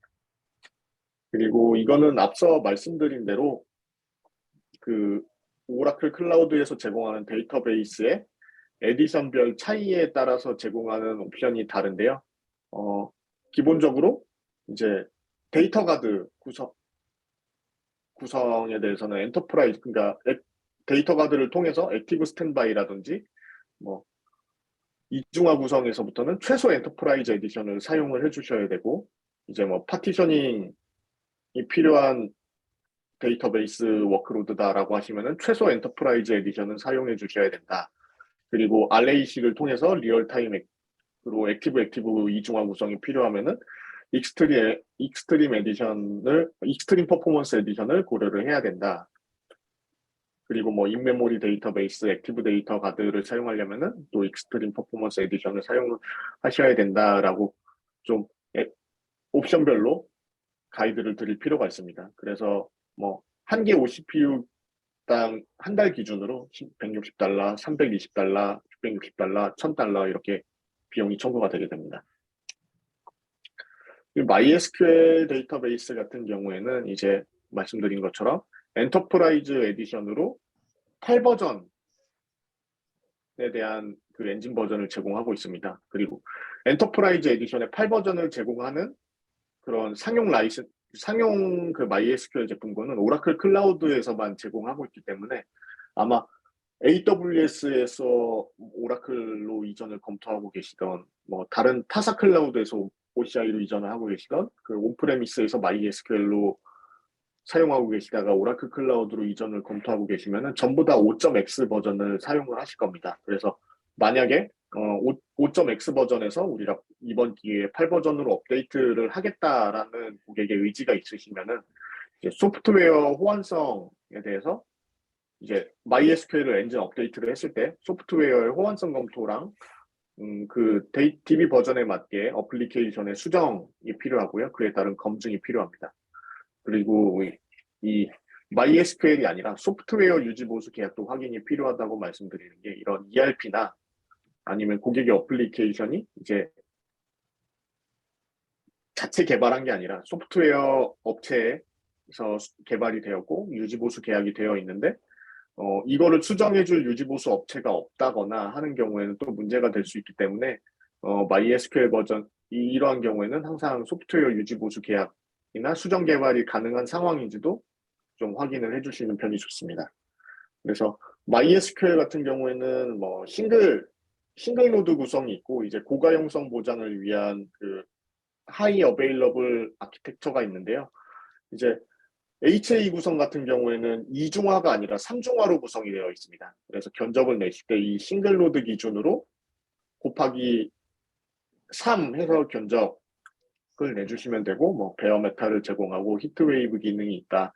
히트웨이브를 사용하실 경우에는 이러한 절차에 이러한 그 가이드에 따라서 뭐 견적을 작성하시면 된다 이렇게 말씀드릴 수가 있겠는데요. 사실 베어 메탈이나 히트웨이브를 사용하시는 경우는 크게 많지 않기 때문에 그냥 이런 게 있다라고만 지금 오늘은 시간 관계상 말씀드리고 나중에 기회가 된다면은 좀 더 심화 과정에서 상세하게 말씀을 드릴 수가 있겠습니다. 그리고 8버전을 사용하지 않고 우리는 MySQL 5버전을 그냥 사용하고 싶다라고 말씀해 주시면은 그냥 커뮤니티 에디션을 직접 설치해서 고객이 사용하시면 되고, 이 경우에는 아까 저희가 컴퓨터 요금에 대해서 VM, 그러니까 뭐 CPU 디스크 메모리에 대한 견적만 포함을 해주시면 되겠습니다. 그 외에 MySQL 같은 경우에는 저희가 공식적으로 파스 형태로 제공하고 있지 않고요. 마켓플레이스에서 이제 윈도우 MS에서 제공하는 이미지도 아닙니다. 그 서드 파티 업체에서 제공하는 이런 MySQL 서버가 설치된 OS 이미지가 있고요. 이러한 경우들은 페이드 형태의 라이센스 비용이 포함됩니다. 그래서 엔터프라이즈 에디션, 스탠다드 에디션에 따라서 추가 가금이 필요하고요. 이제 이러한 경우에는 이제 시간당 요금을 이제 한 달치를 계산을 하셔서 그리고 곱하기 또 OCPU의 개수만큼이 부과가 됩니다. 그러니까 한 달에 시간당 사용료, 한 달 시간, 그리고 곱하기 OCPU 개수를 계산하신 다음에 동일하게 OS 비용, 윈도우 OS 비용이 추가로 들어갑니다. 그러니까 MySQL 요 이미지 안에 이게 포함된 게 아니라 윈도우 OS 따로 요 소프트웨어 비용 따로 포함되기 때문에 상당히 비용적으로 많이 좀 부담이 되는 상황이라고 말씀드릴 수가 있겠고요.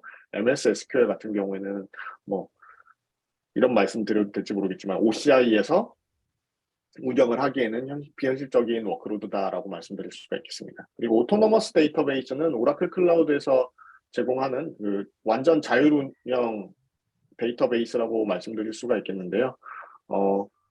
엑사데이터를 기반으로 하고요. 가상화되어 있어서 이제 자율 주행 운영이 무슨 의미냐라고 말씀해 주시면은 뭐 쿼리 튜닝도 얘가 알아서 해주고요. 장애 처리도 알아서 하고 커널 업데이트, 유지 보수 다 얘가 알아서 합니다. 그러니까 전통적으로 DBA가 해야 될 역할들을 그냥 DB 엔진 자체가 다 수행을 해주는 거고 고객은 이 DBA에 대한 운영에 대한 부담이나 인력 투입 없이 그냥 본 업무에만 집중하시면 될 수 있도록 하는 워크로드입니다. 그래서 뭐 오토노머스 데이터베이스라고 하지만은 그 위에 하위 메뉴로 이제 데이터 웨어하우스 그리고 트랜잭션 처리를 할 수 있는 그러니까 전통적으로 이제 오라클 DBCS처럼 OLTP 역할을 수행하는 트랜잭션 ATP DB가 있고요. 이거는 뭐 시간당 1.3441달러로 시간당 OCPU 금액이 동일하고 스토리지 금액은 이제 일반 블록 스토리지가 아니라 이제 이따 추후에 설명드릴 코스트 에스티메이터 기능에서 이제 비용을 계산할 수 있는 그런 웹페이지가 있는데요. 여기서 엑사데이터 스토리지 형태의 스토리지 견적을 선택을 하셔야 됩니다. 그리고 뭐 이거 외에도 제이슨 데이터베이스가 있는데 이거는 NoSQL DB고요. 이제 몽고DB로 호환할 수 있는 다큐먼트 DB라고 말씀드릴 수가 있습니다. 이 경우에는 시간당 금액이 조금 더 저렴하죠. 그래서 뭐 이러한 서비스들이 있다. 오늘은 심화 과정이 아니니까 그냥 이 정도만 알아두고 넘어가도록 하겠습니다.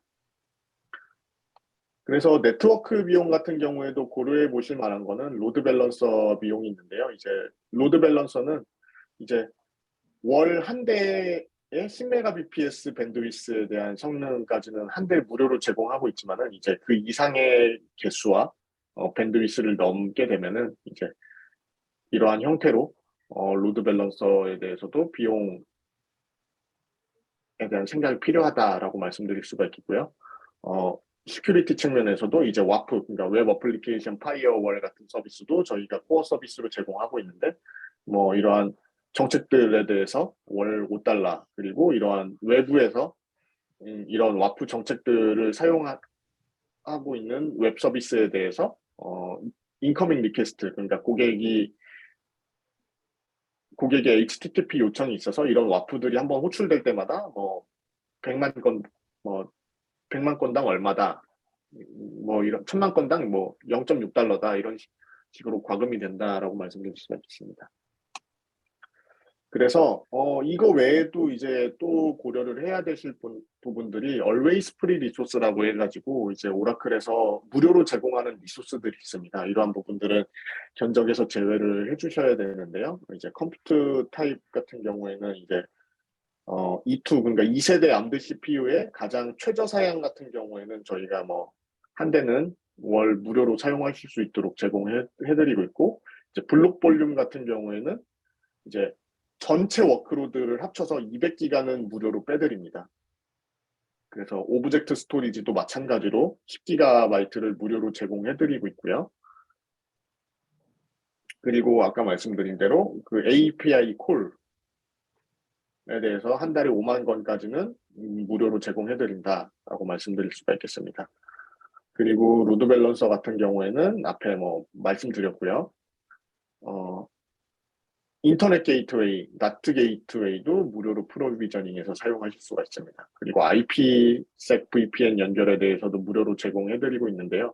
이 IPsec VPN에 대해서도 이제 저희 오라클 클라우드의 그 클라우드 네트워크에 대해서 연결 포인트 할 수 있는 기능이 무료라는 거지, 고객의 CP 장비는 고객이 알아서 장비를 도입을 하고 뭐 유지 보수 계약을 맺고 관리를 하셔야 됩니다. 이런 부분에 대해서는 뭐 저희가 개입할 여지는 없는 것 같고요. 그리고 네트워크 트래픽 같은 경우에는 그 월별 10테라바이트까지 아웃바운드 요금이 무료입니다.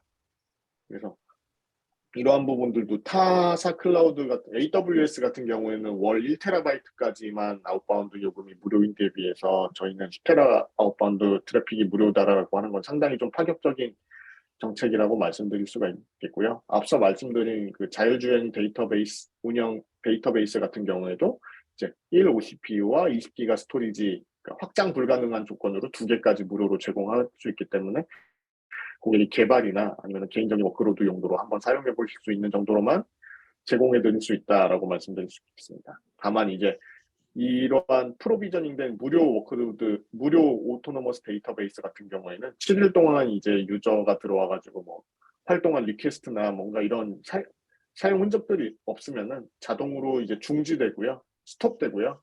스톱되는 동안은 3개월 동안 이제 중지 상태면 알아서 그냥 오라클에서 다시 이 리소스를 회수해 간다라고 이해하시면 되겠습니다. 그리고 이제 오라클에서 모니터링 서비스를 제공을 하고 있는데요. 어플리케이션 모니터링이 가능하고 어플리케이션 모니터링 외에도 말씀드린 네트워크라든지 DB, 인프라에 대해서 사용 현황에 대한 모니터링이 가능한데요. 이제 월 5억 개의 모니터링 수집 데이터가 무료고 리소스 포함 월 10억 개의 데이터 검색이 무료다. 그냥 이런 게 있다 정도로만 한번 쭉 훑어보고 넘어가시면 되겠습니다. 그래서 베스천이라고 하면은 이제 저희가 보통 대부분 상용 서비스 용도의 서비스 VM들은 이제 퍼블릭 클라우드, 퍼블릭 서브넷, 그러니까 외부 공인망, 외부에 노출되는 공인망에 그 위치시키는 게 아니라 이제 내부 사설망, 그러니까 외부에서는 접근할 수 없는 사설 네트워크 영역에 이렇게 생성을 하게 되는데요. 이런 경우에는 이제 외부에 있는 유저들, 그 개발자라든지 그 어드민이 서버에 붙어서 뭔가 작업을 해야 될 일이 필요한데 직접 붙을 수 없으니까 그 외부 퍼블릭 서브넷에 외부망에 베스천이라고 하는 이제 저사양 서버를 두고 이 서버를 통해서 외부 SSH를 붙은 다음에 이제 터널링 형태로 내부 서버들에 접속할 수 있게 하는 그런 용도의 서버를 베스천이라고 하는데요. 베스천이라는 이런 VM 서비스를 하나 무료로 제공해드리고 있습니다. 그리고 뭐 시큐리티 어드바이저라 그래서 오라클에서 사용하고 있는 클라우드 인프라와 이런 거버넌트에 대해서 검진을 하고 이제 뭐 개선점을 알려주는 이런 베스트 프랙티스를 적용할 수 있게 하는 서비스도 무료로 제공을 한다. 이렇게 그냥 이런 것들이 있다 정도로 알고 넘어가시면 될 것 같습니다. 그래서 본격적으로 이러한 내용들을 기반으로 비용을 계산할 수 있는 코스트 에스티메이터라는 기능이 있는데요. 이제 사용해 보셨을지는 모르겠습니다만은 한번 알려드리면은 구글에 코스트 에스티메이터를 검색을 하시거나 뭐 해당 URL로 접속을 하시면은 이런 웹페이지가 뜨고요. 이제 오라클에서 제공하는 다양한 클라우드 서비스에 대해서 그 비용 예상치를 이제 계산해 보실 수 있도록 다양한 메뉴들을 제공을 하고 있습니다. 그래서 우측 상단에 보시면은 이제 어떤 이제 통화를 기준으로 할지 이렇게 선택할 수 있는 메뉴가 있는데요. 이제 제가 얼마 전에 이제 비용 교육을 위해서 들어가 봤는데 기존에는 그 코리아, 그러니까 원화는 지원이 안 되고 이제 US 달러를 선택한 다음에 항상 오라클 내부적으로 제공하는 이제 원달러 환율을 적용을 해서 비용을 한번 전환을 했는데요. 지금은 애초에 이제 코리아 원으로 선택할 수 있는 메뉴가 새로 생겼더라고요. 그래서 좀 더 편리한 기능을 제공을 하고 있고, 이제 여기서 뭐 예를 들어서 어 여기 메뉴가 지금은 요거밖에 안 보이지만 스크롤 내리면 엄청 많이 있습니다. 그래서 찾기 어려울 경우에는 요 셀렉트 카테고리 버튼을 눌러주시면은 이런 식으로 대분류된 카테고리별로 정렬이 되고요. 이제 예를 들어서 뭐 저는 여기서 인프라스트럭처를 선택을 해서 서버와 컴퓨터 메모리 디스크에 대한 요금을 계산을 하겠다라고 하시면 인프라스트럭처를 선택을 해주시고 들어가시 보시면 이런 식으로 메뉴가 뜹니다. 그래서 뭐 버추얼 머신, 베어 메탈, GPU 타입, 뭐 그 외 네트워크, OS 이미지, 오브젝트 스토리지, 파일 스토리지, 블록 볼륨 이런 식으로 선택할 수 있는 메뉴들이 나오는데요. 기본적으로 VM을 선택을 해주시면은 처음에 어떤 CPU 제조사를 선택을 할 것인지 그리고 이제 어떤 타입을 선택을 할 것인지 뭐 지금은 암드는 아까 제가 말씀해 주신 대로 2포 플렉스만 지원을 한다라고 말씀드렸지만은 인텔 CPU를 선택을 하시면 아까 말씀드린 것처럼 스탠다드냐 옵티마이즈냐 이렇게 좀 더 세분화해서 선택할 수 있는 이런 체크박스가 있고요.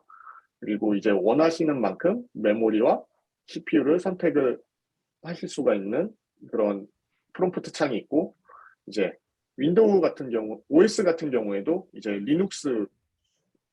리눅스 계열, 윈도우 계열 이렇게 두 가지를 선택할 수가 있는데요. 뭐 리눅스 계열 같은 경우에는 어떤 리눅스 센토OS, 뭐 우분투, 오라클 리눅스 이런 걸 선택을 하시더라도 무료이기 때문에 별도로 뭐 이제 세분화되어 있진 않고요. 윈도우 서버 같은 경우에도 윈도우 서버 2012, 2016, 2019 뭐 스탠다드 에디션, 데이터 센터 이런 에디션에 따라서 비용이 구분되는 게 아니고 오로지 OCPU 윈도우 서버에 대해서 단일 라이센스 비용이 OCPU에 적용되기 때문에 그냥 세분화되어 있지는 않고 윈도우즈라고만 나와 있습니다. 그래서 윈도우즈를 선택을 하시면은 여기 이제 그때는 리눅스를 선택하시면 이게 활성화가 되진 않는데요. 이제 윈도우 OS를 선택을 하시면은 요 컴퓨터 OS 이미지가 추가로 활성화가 되고요. 여기서 선택한 OCPU대로 선택돼서 월간 비용이 이렇게 책정이 됩니다. 그래서 용량 유형은 온디맨드로 선택을 해주시고 버스터블은 이제 오늘은 아니고 나중에 추후에 기회가 되면 한 번 더 설명을 해드리도록 하겠습니다. 그래서 어, VM 타입을 선택하시면은 이제 VM에 들어갈 스토리지 블록 볼륨도 자동으로 이렇게 메뉴가 활성화가 돼서 스토리지 용량을 선택하실 수가 있고요. 아까 말씀드린 볼륨 퍼포먼스 유닛도 이제 어떤 타입을 선택하는지에 따라서 이제 체크박스가 있고 밸런스들을 선택하시면은 기본적으로 볼륨 퍼포먼스 유닛 아까 제가 말씀드린 곱하기 10을 해야 된다라고 말씀드린 이 부분이 자동으로 선택이 되게 됩니다. 그리고 이제 뭐 어플라이 뭐 200GB 같은 경우에는 아까 말씀드린 always prettier로 전체 스토리지의 200기가만큼 할인을 해주기 때문에 이거를 여기 반영할 것이냐라는 체크박스고요. 뭐 필요에 따라서 선택을 해주시면 되겠습니다. 그래서 이러한 정보들을 뭐 CPU, 메모리, OS 디스크에 대한 메모리 그 정보들을 입력을 해주시면은 이제 월간 비용이 이렇게 자동으로 계산이 되게 됩니다. 그래서 이제 코스트 에스티메이터에 대해서는 뭐 누구나 들어가 보시면은 조금 한 5분, 10분만 만져보셔도 이렇게 사용하는 거구나 이렇게 직관적으로 좀 이해가 쉽게 잘 구성이 되어 있기 때문에 특별히 더 말씀드릴 거는 없을 것 같고요. 이제 제가 하나 질문해도 될까요? 네. 네네. 네, 여기서 그 우측에 시간이 있잖아요. 네. 시간이 지금 744시간인 거는 24 곱하기 31을 해서 한 달 시간을 계산한 거잖아요. 네네, 네, 맞습니다. 경우에 따라서는 이거를 절반으로 하는 경우도 있더라고요. 예를 들어서 개발이라든지 뭐 테스트용으로 네네, 쓴다고 맞습니다. 한다면 그 네. 경우는 예를 들어서 평상시에 그 절반은 쓰고 절반은 꺼놔야 되는 거죠. 네네, 맞습니다. 절반은 꺼놔야 그죠? 되는데 이제 이거를 네, 수동으로 끄실 수도 있고요. 저희가 네, 이제 오라클 클라우드에서 제공하는 다양한 API, REST API, 그 SDK나 API, CLI 명령어들이 있습니다. 그래서 네, 네, 이런 거를 뭐 크론 명령어로 간단하게 만드시거나 아니면은 네, 뭔가 코드로 짜셔가지고 관리를 하시면은 이제 네, 특정 시간에만 기동이 되었다가 특정 시간에는 다시 뭐 스톱시키는 방식으로도 운영하시는 고객분들이 많이 있으시고요. 네. 여기서 참고를 하셔야 될 거는 이제 어, 음. 운영 시간에 대해서 말씀드릴 수가 있겠는데 그 VM이 동작되는 기간, 그 스톱돼 있는 기간에는 CPU, 메모리, OS에 대해서 요금이 부과되지는 않습니다. 근데 스토리지 용량은 계속 이제 이미 그 리소스를 소유하고 있습니다. 점유하고 네, 있기 네, 때문에 네, 비용이 청구가 된다. 그러니까 네. 가끔 이런 고객 말씀하신 고객들이 있어요. 나는 이거 지금 한 달째 서버 꺼놓고 있는데 디스크 비용이 계속 왜 나오고 있어라고 말씀드릴 수가 있는 음, 그렇게 물어보시는 고객이 있는데 CPU나 메모리 같은 거는 저희가 일회성으로 프로비저닝 하는 개념이라고 하고 있지만 이거 볼륨 디스크를 껐다고 이걸 회수해 가버리면은 나중에 인스턴스를 켤 수가 없잖아요. 초기화돼 버리잖아요. 네네. 이런 개념이기 때문에 블록 스토리지는 컴퓨터를 꺼놔도 계속 청구가 네, 된다라고 이해를 하시면 될 네. 것 같습니다. 그리고 그 서버를 계속 켜놓고 있다는 거는 사용 중이기 때문에 CPU 네, 메모리 비용은 맞습니다. 계속 지급이 된다고 그런 네네. 거죠. 네네. 네.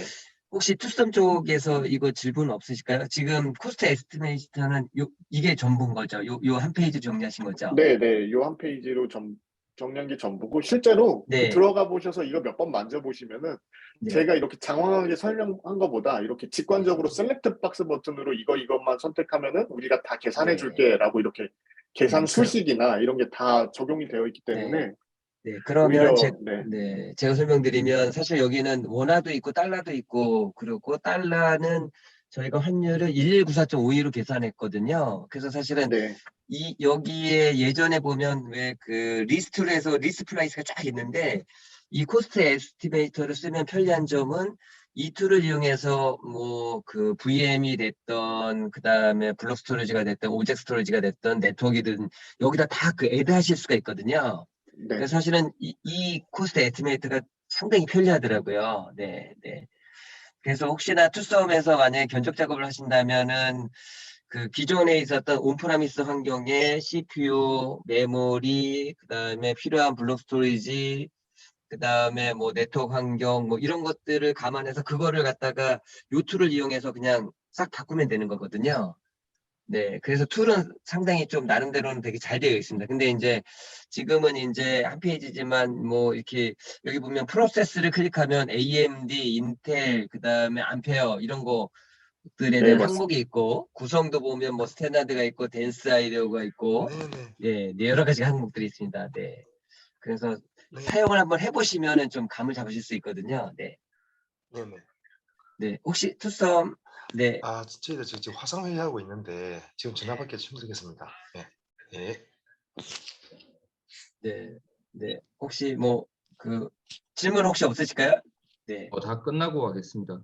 아, 네네. 오케이. 네. 그럼 다음 진행하시죠. 네, 그래서 아까 말씀드린 대로 아까 얻은 고객으로부터 받은 얻은 정보를 기준으로 어떻게 사이징을 하고 폼을 작성하는지 시나리오에 따라서 좀 레슨런을 하는 그런 시간을 진행을 해보도록 하겠습니다. 그래서 어, 이, 이런 경우에는 이제 기존 온프레미스에서 쓰고 있던 워크로드를 클라우드로 전환하는 시나리오를 상정을 하고 케이스 리뷰를 할 텐데요. 이거는 실제로 제가 몇 달 전에 진행했던 고객에게서 회신해준 정보 그대로를 기반으로 한 겁니다. 그래서 어, 이렇게 회신을 받았고요. 뭐 CPU 정보는 그때 당시에 받지는 못했습니다. 그래서 뭐 현재 OS 버전이 이렇고 CPU 사용량은 이렇고 피크 사용률, 에버리지 사용률, 메모리 피크 블라블라블라 해서 이렇게 상당히 디테일하게 잘 회신을 주셨고요.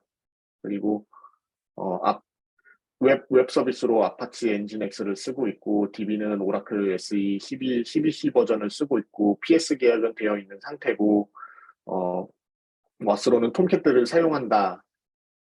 이런 식으로 회신을 받았습니다. 그래서 이제 저희가 이것만 보고 한번 생각해 볼 수 있는 거는 윈도우 버전에서 OS 버전에서 우리가 윈도우 2016 버전을 지원하고 있는가? 오케이, 오케이. CentOS 7 버전, 6 버전에 대해서 어, 지원을 하고 있는가? 오케이, 오케이. 근데 이제 7버전, 6버전은 저희가 7버전은 지원을 하지만 CentOS 6버전은 지원을 하고 있지는 않은데 그래도 여기 사용하고 있는 워크로드들이 아파치와 톰캣으로 뭐 다른 리눅스 계열 CentOS 7버전으로 올려도 크게 문제는 없는가라고 했을 때는 6버전은 OCI에서 지원은 안 하지만은 이러한 부분들을 고려했을 때 오라클에 제공하는 뭐 CentOS 7버전이나 아니면 오라클 리눅스로도 전환이 가능하다. 오케이. 그리고 윈도우 스탠다드 뭐 쭈루루루 이렇게 많지만은 꼭 굳이 리눅스 사용하고 있는 소프트웨어 버전을 보면 아파치랑 톰캣인 걸 보면은 꼭 굳이 윈도우를 고집해야 될 필요는 없겠구나라고 좀 확인해 볼 수가 있겠습니다. 이제 다만 변수는 고객이 리눅스로 운영할 수 있는 능력이 되느냐 아니냐인데 이미 리눅스를 사용하고 있는 걸 봐서는 그런 능력은 충분히 있다라는 걸 좀 저희가 이러한 정보들로만 보면 유추를 할 수가 있고요. 네, 그러면 저도 질문 하나 네, 하겠습니다. 사실은 고객이 이 정보를 주면 좋은데 사실 네, 이렇게까지 정보를 안 주는 경우가 있잖아요. 네, 네, 그러면은 제가 보기에는 꼭 알아야 될 거는 첫 번째 OS가 뭐냐, 그죠? 네, 맞습니다. 두 번째는 CPU가 뭐냐. 그러니까 뭐 네, 모델은 지금 몰라도 네, CPU 코어가 몇 개냐, 그죠? 네, 네, 이 정도는 네, 알아야 됩니다. 네, 그래서 최소한 네, OS랑 네. CPU, 그 다음에 피크 사용률은 몰라도 최소한 그죠, 이 네, 스펙들은 네. 알아야 됩니다. 그죠, 그죠. 그 사실은 그리고 또 메모리도 예를 들어서 모른다고 치면 CPU에 맞게끔 메모리는 대충 넣어도 되잖아요. 그죠? 네, 네, 맞습니다. 네네네. 그리고 뭐 디스크까지 알면 좋은 거고요. 네. 네네. 네. 근데 아마 이런 정보들은 피크나 네. 에버리지 같은 경우에는 유지보수 업체가 이제 네. 월간 뭐 인프라 점검을 하면서 뭐 네. 스크립트를 돌리거나 별도의 모니터링 툴이 있어야만 확인이 가능한 정보들이고 네. CPU, 메모리, 디스크 같은 경우에는 사실 저희가 그 서버 접속해서 간단한 커맨드만 날려보면 바로 확인할 수 있는 거거든요. 오케이. 네네. 그래서 그, 이 정보를 회신을 안 해주신다는 거는 사실 고객이 클라우드에 대한 도입 의사가 네. 있는지라고 그 음, 기초적인 의문을 제시해봐도 되는 그죠. 상황이라고 네. 저는 이해를 하고 네. 있습니다. 왜냐하면은 이 네. 사람들이 그냥 우리를 떠보려고 한번 부른 건지 아니면 진짜로 음. 의사가 있는 건지 이거는 적어도 이 네. 정보는 주셔야 된다라고 오케이. 알겠습니다. 말씀드릴 그러면은 수가 있는데요. 최소한 여기 네, 있는 OS 버전, CPU, 메모리, 디스크 정도. 네, 그리고 네, 예를 들어서 CPU 피크하고 에버리지를 안다면 저희가 CPU 개수를 줄일 수 있는 거죠. 네, 네, 줄이기 위한 맞습니다. 목적인 거죠. 네. 네. 네, 네, 그렇게 하는 네, 거죠. 네. 네. 네. 네. 그래서 뭐 이러한 그런 정보들로 유추해 볼 수 있는 상황들과 아니면 이러한 정보들로 유추가 아니라 직관적으로 알 수 있는 정보들이 이제 저희는 확보가 된 상황입니다. 네. 네. 맞습니다. 그래서 이제 이 정보를 기반으로 견적을 냈는데요. 아까 좀 전에 심영무 부장님께서 말씀해 주신 대로 이러한 피크나 에버리지 기준이 없다면은 최대 견적으로 내야 되는 게 맞는 상황인 거고요.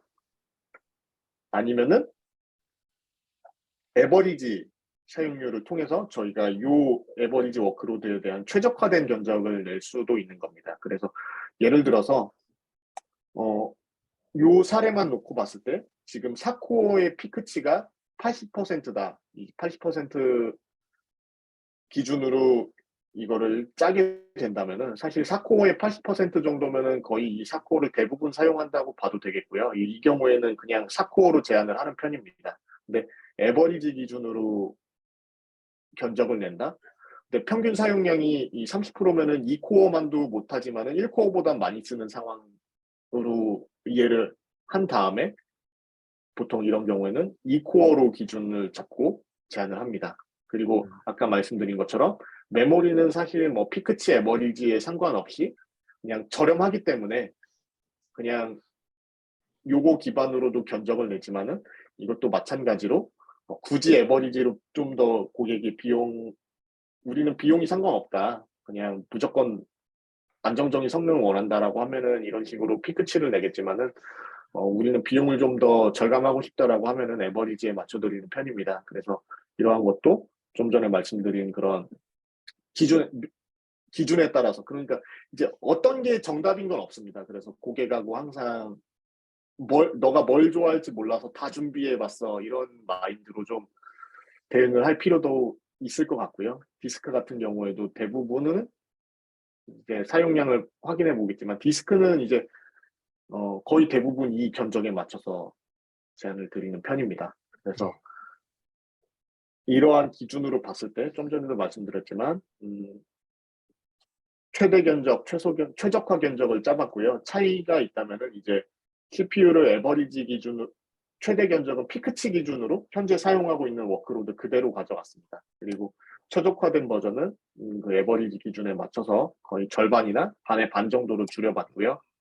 그리고 최적화 견적은 이제 윈도우에서 리눅스로 전환할 수 있는 건들은 다 리눅스로 전환을 해봤습니다. 그래서 여기 보시면은 여기는 OS가 윈도우로 제안을 드렸고요. 여기는 같은 워크로드지만은 이제 윈도우는 제외가 됐기 때문에 리눅스로 전환을 드렸죠. 그래서 결과론적으로 비용만 놓고 봤을 때는 연간 이제 최대 견적으로 짰을 때는 5,725만 원, 최적화 견적으로 짰을 때는 2,223만 원이 나왔습니다. 그래서 이걸 봤을 때 사실 고객이 어떤 걸 좀 더 좋아할지는 제가 뭐 말씀드리지 않아도 지금 교육에 참석하신 분들께서 내가 고객사 담당자였어도 이걸로 하자고 했겠다라고 생각을 하셨을 것 같고요. 이런 절반 식으로 줄었네요. 네, 가격이 네네. 절반 줄었으니까 사실은 스펙이 절반 줄은 거고요. 네, 스펙이 그리고 절반은 지금 줄었지만은 이제 네, 나중에 스펙적으로 문제가 되더라도 클라우드의 네, 특성상 이제 네, 스케일 아웃, 스케일 네, 업이 스케일 아웃. 쉽다. 네, 네, 라고 그, 말씀드리면은 네, 대부분 납득하십니다. 네, 그래서 네. 그리고 최대 견 또 네네, 하나는 말씀해. 온프라미스보다는 사실 클라우드 스펙이 훨씬 좋잖아요. CPU 사양이라든지 뭐 이런 네네, 부분. 맞습니다. 네, 네, 그래서 혹시나 투썸에서 이제 작업하실 때 좋은 방법은 지금 온프라미스에 있는 표를 보셨고 그걸 갖다가 저희가 이렇게 코스트 에스티메이트 툴을 이용해서 만든 거거든요. 그러니까 이제 각 1번이 1번, 네, 클라우드 견적이고, 예, 11번까지 쭉 했으니까 한번 시험 삼아 이렇게 작성을 해보시는 게 좋습니다. 네. 그러면 네, 거기에 이제 CPU, 메모리, 그다음에 여기 스토리지, OS 딱딱 선택해서 이렇게 작업 가능하시거든요. 네. 네. 네. 그래서 아까 좀 전에 심영구 부장님께서 말씀해 주셨지만은 제가 뭐 지금은 요거는 임의로 예시를 위해서 채워 넣은 거지만은 CPU 스펙에 대한 정보는 못 받았지만은 이제 기본적으로 9버전들 사용하기 때문에 말씀드릴 수 있는 건 저희가 CPU 사용은 이거보다 훨씬 좋았을 거다.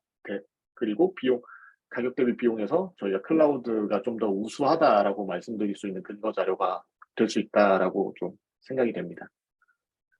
어, 질문 하나 있는데요. 네, 그 견적을 할 때 최적화된 견적으로 일단 하고 네, 최대 피크지가 월말이라든지 안 그러면 월 초에 경제 자원을 네, 많이 사용해야 될 때 네, 자동으로 거기에 있는 그 CPU나 메모리를 어느 네, 정도 그러니까 임계치 그러니까 CPU가 뭐 60% 이상 뭐 예를 들어서 한 30분 이상이 치게 되게 되면은 자동적으로 뭐 CPU 2개를 갖다가 추가하라 뭐 메모리 추가하라 네네. 이렇게 해서 약간 다이나믹하게 어떻게 설정할 수는 없습니까?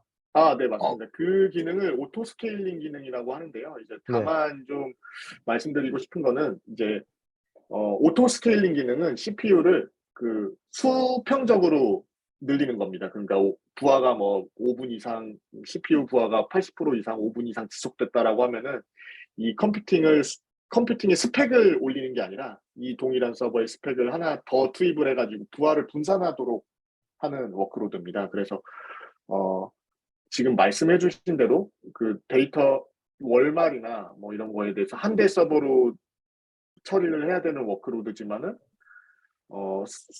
스펙의 수직적 증가가 필요하다 이러면은 잠깐 다운타임이 필요한데 이제 이 스펙을 조정하시고 서버를 재시작하면은 이제 스펙이 조정이 됩니다. 그리고 뭐 이 업무가 배치 업무 같은 게라서 일회성인 업무라고 하면은 다시 뭐 스펙을 조정하시면 다시 껐다 키면 원래대로 스펙으로 돌아오게 되는데요. 이러한 경우에는 어쩔 수 없이 서비스의 순간이 불가피하다라는 걸 말씀드릴 수가 있겠고요. 다만 이제 수직적 증가가 아니라 이제 추가 인스턴스를 더 투입함으로써 부하를 줄일 수 있는 워크로드라고 한다면은 이제 오토 스케일링 기능을 통해서 서비스 순단 없이도 부하를 견디는 방법이 있습니다.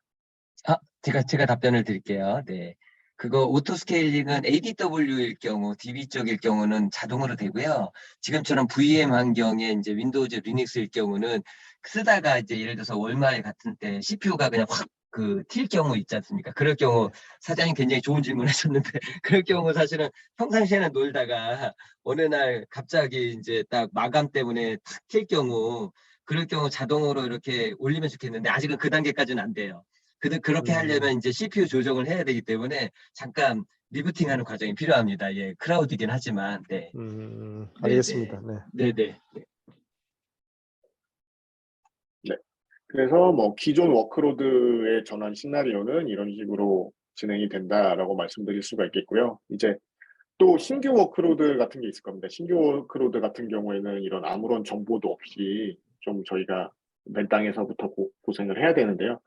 이제 그래도 요청을 받을 수 있는 건 고객한테 이런 서비스 인프라에 대한 워크로드 구성도, 예상 구성도 같은 걸 전달을 해주시고, 그쪽에서 생각하고 계시는 예상 스펙 같은 거를 좀 임의로 작성을 해서 저희한테 전달을 해주시면은 저희가 이 아키텍처에 대해서 검토를 해보고 영업이나 엔지니어 측면에서 이제 개선 방안에 대해서 리뷰를 해볼 수가 있겠는데요. 이것도 실제로 몇 달 전에 고객께서 직접 그 일본의 그 3티어로 이제 서비스를 런칭하기 위해서 저희한테 미팅이 있었고 그 당시에 전달을 해주신 문서입니다. 그래서 뭐 이런 식으로 먼저 작성을 해서 준비를 해서 저희한테 보여주셨고요. 웹 서비스 한 대가 있고 뭐 웹 서비스 밑에 와스 어플리케이션 서버가 있고 와스 어플리케이션 서버는 데이터베이스를 바라보고 있고 이거는 운영계 워크로드가 있고 개발계 워크로드가 있고 이 스토리지는 이제 뭐 이미지 파일이라든지 동영상, 로그, 어플리케이션을 백업 용도로 보관하고 싶다라고 이렇게 구성도를 그려서 저희한테 전달해 주신 거예요. 그래서 이걸 리뷰를 한번 이제 제가 해드렸는데요. 이런 경우에 모든 인스턴스는 뭐 지금 여기 나와 있지는 않지만은 프라이빗 서브넷에 존재를 해야 되고 이 서버들에 대해서 SSH 접속은 이제 특정 IP 대역에서 인가된 유저들만 베스천 서버를 통해서 접근이 가능하도록 하는 워크로드를 제안을 드렸고 이 웹서버도 단일 구성보다는 이중화 고가용성이나 서비스 안정성을 위해서 이중화 구성을 권고를 드렸고 이제 각 이중화된 워크로드들은 이제 뭐 기존의 온프레미스에서 사용하던 VIP를 사용하는 뭐 코르싱크를 통한 이중화 방식이 아니라 이제 클라우드에서 제공하는 로드 밸런서를 사용을 하는 그런 형태의 이중화 구성을 제안을 했고 각 로드 밸런서는 네트워크 트래픽을 100Mbps 평상시에는 100Mbps 정도로 이렇게 처리를 할 수 있도록 그 정도 스펙으로 제안을 했고요. 이 로드 밸런서의 그 네트워크 밴드위스 같은 경우에는 토글 버튼으로 실시간으로 줄였다 늘렸다가 가능합니다. 그래서 이러한 부분들은 나중에 이벤트가 있을 경우에 뭐 추가적으로 그 다운타임 없이 늘릴 수가 있지만은 평상시에는 100Mbps를 사용하는 로드 밸런서를 이용하도록 이제 제안을 드렸고요. 개발계와 운영계 네트워크는 분리되어 있어야 되지만은 서로 간에 접속과 통신은 가능해야 된다라고 말씀드렸습니다. 그리고 HDD, 사테라 스토리지 같은 경우에는 이미지 파일, 동영상, 로그 단순히 이제 IO나 리드라이트가 발생하는 용도가 아니라 단순히 백업 파일들의 보관, 소산 용도이기 때문에 이제 이러한 스토리지, 블록 스토리지나 이런 것보다는 이제 가격이 저렴하고 대용량 파일 용도로 많이 사용하는 오브젝트 스토리지를 사용하도록 제안을 드렸고요. 이제 단순 3티어 워크로드임에도 불구하고 CPU랑 메모리가 좀 과도하게 산정되어 있는 것 같아서 이 부분에 대해서는 저희가 아직 뭐 개발 단계이고 런칭한 상태이기 때문에 확인을 할 수가 없기 때문에 먼저 POC를 통해서 적정 사이즈를 테스트를 해서 견적을 받아보시기를 권고를 드려서 POC를 진행을 했습니다. 그리고 DB 같은 경우에는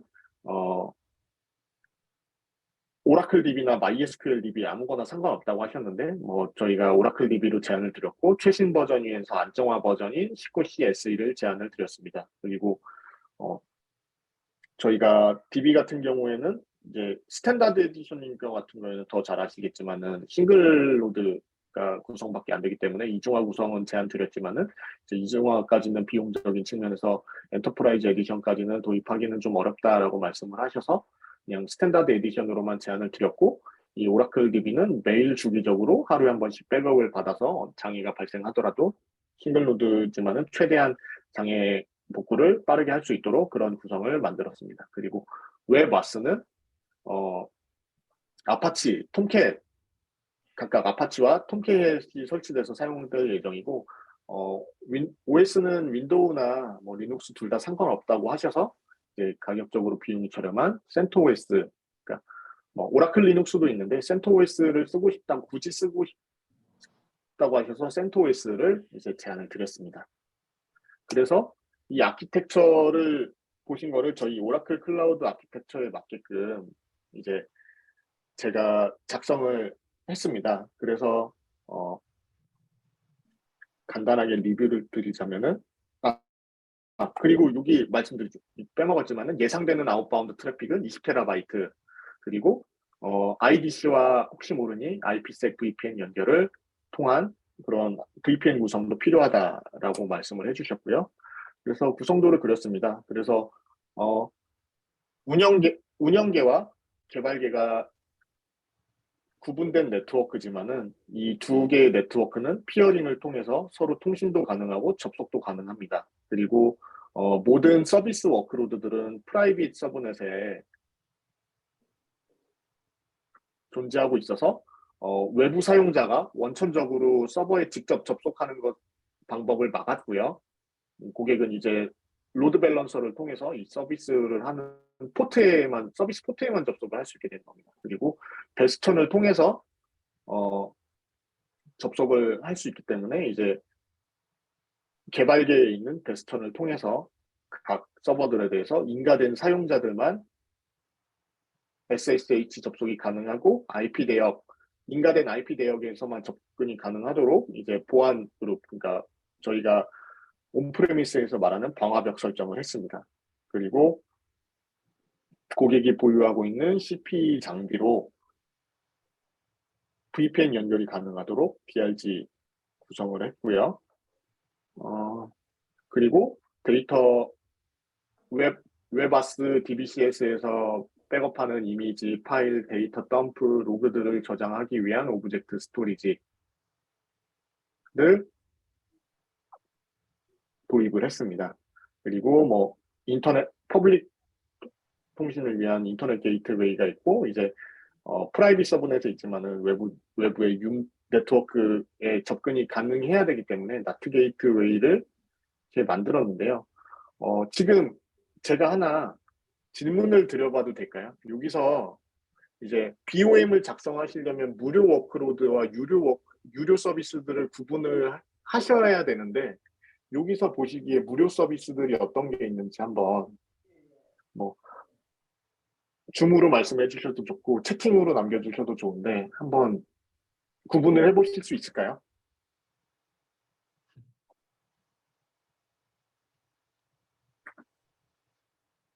답이 없으신 거 보니까 아직은 뭐 아니지만 네. 대부분의 그래서 네트워크는 무료로 하고 있습니다. 네네. 그래서 이제 제가 좀 정리를 해봤는데요. 이제 아까 말씀드린 것처럼 저희가 인터넷 게이트웨이와 나트 게이트웨이는 무료로 제공하고 있고요.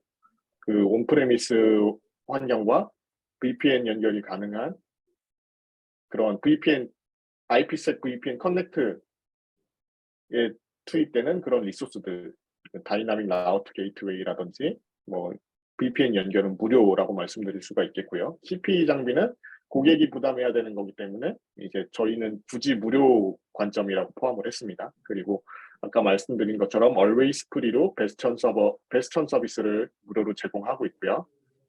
그리고 여기 보시는 것처럼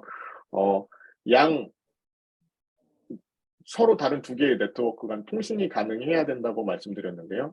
거기에 필요한 피어링 서비스, 그리고 피어링 서비스에 필요한 이 라우팅 테이블, 그리고 특정 IP 대역의 고객 그 담당자만 접속할 수 있도록 하게 하는 이런 방화벽 보안 그룹이 공짜이고요.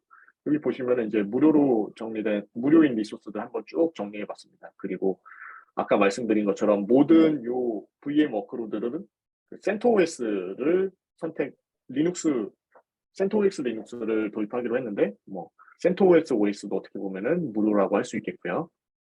그리고 뭐 이 네트워크를 구성하는 이제 사설 네트워크 VCN, 그리고 그 VCN 안에 들어가는 퍼블릭 서브넷, 프라이빗 서브넷 이런 서브넷팅들도 무료이고, 이제 뭐 아웃바운드 요금은 최초에 20테라바이트를 예상한다라고 말씀드렸는데 그 중에 10테라는 무료 요소이고요. 이제 말씀드린 거는 이제 이 서로 다른 네트워크끼리 간의 통신도 아웃바운드 트래픽으로 쳐야 되느냐라고 말씀드릴 수가 있겠는데, 같은 그 클라우드 어카운트를 저희는 테넌시라고 표현하는데요. 같은 테넌시 안에, 같은 리전 안에 있는 서로 다른 VCN들 간의 피어링으로 맺어져 있다면 이건 아웃바운드 요금에 포함되지는 않고요. 이제 다만 VPN 연결을 통한 이 트래픽, 통신에서 발생하는 아웃바운드 트래픽은 과금 대상입니다. 이건 아웃바운드 요금으로 포함된다라고 말씀드릴 수가 있겠고요. 오브젝트 스토리지는 이제 10기가가 공짜, 그리고 이 전체 VM의 블록 스토리지 중에 200기가가 공짜입니다. 그래서 요 구성도에서 무료로 발라낼 수 있는 서비스들은 이렇게 리스트업 해보면 다음과 같습니다. 그럼 이제 반대로 유료인 워크로드들이 뭐가 있냐면은, 이제 퍼블릭, 각 로드 밸런서들은, 이중화를 위한 로드 밸런서들은 이제 아까 말씀드렸지만 한 대까지는 무료지만 한 대에도 10메가bps의 대역폭까지만 무료이다라고 이렇게 말씀드렸기 때문에 이 로드 밸런서들은 해당 사항이 없습니다. 왜냐면은 이제 각각 100메가bps의 네트워크 밴드위스를 가지는 로드 밸런서들이기 때문에 다 과금 요소이고요. DBCS 유료이고 VM들 유료입니다. 요거는 뭐 말씀드린 대로 OCPU, 메모리, 디스크가 포함된 그런 요금들이겠고요. 오브젝트 스토리지 같은 경우에는 이제 아까 10기가를 제외한 3.99테라바이트, 뭐 아까는 4테라바이트라고 예상한 건, 말씀드렸던 거는 이제 4테라바이트를 풀로 사용한다라고 가정을 했기 때문에 저희도 오브젝트 스토리지는 그냥 뭐 이것저것 다 보관해서 4테라를 쓴다고 그냥 상정만 했을 뿐입니다. 그래서 그냥 참고 용도로 10기가가 빠진 이런 요금, 그 사이즈만큼은 과금이 된다. 그리고 아웃바운드 트래픽은 20테라바이트가 예상이 되지만은 그 중에 10테라바이트는 무료이고 추가로 10테라바이트에 대해서는 과금 요소이다라고 볼 수가 있겠습니다. 그래서 이걸 기반으로 이제 봄을 작성을 해봤는데요. 이제 말씀드린 것처럼 이제 VM 서버 4대, 그리고 POC 결과 이제 45 CPU 32기가의 1테라 디스크를 쓰는 성능이면 충분하다라는 뭐 POC 결과가 나와서 이런 식으로 좀 작성을 해봤습니다. 그래서 운영계의 VM 4대, DBCS, 개발계의 웹서버, 와스 서버, 지금 누락이 되어 있는데 웹와스 서버, 그리고 개발계에 있는 DB 서버 1대, 그리고 로드 밸런서 3대, 오브젝트 스토리지, 아웃바운드 트래픽, 이걸 기반으로 이제 견적을 짜주시면 되겠습니다. 그래서 뭐 견적을 짜는 건 이걸 기반으로 코스트 에스티메이터에서 하는 거는 뭐 금방 짜실 수 있을 거라고 생각을 하고요. 제가 준비한 내용은 여기까지입니다. 그래서 지금 들으시는 동안 궁금한 점이 있다거나 질문하실 부분 있으시면은 여쭤봐 주시면 되겠습니다. 두 번째 사례의 그 첫 번째 구성도 한번 보여주실래요? 네, 잠시만요. 네네. 네, 이거 제일 처음에, 말씀이실까요? 아니, 그거 말고 그 전에, 네. 이거요? 네네네. 네네. 이거죠. 예, 예. 제가 네. 말씀드리는 거 뭐냐면 사실은 고객이 이 정도의 데이터를 아마 주실 거예요. 네. 네, 제가 보기에 그래요. 고객이 이 정도에서 CPU, 메모리, 뭐 디스크 이 정도를 갖고 아까 그 견적서를 작성하신 거거든요.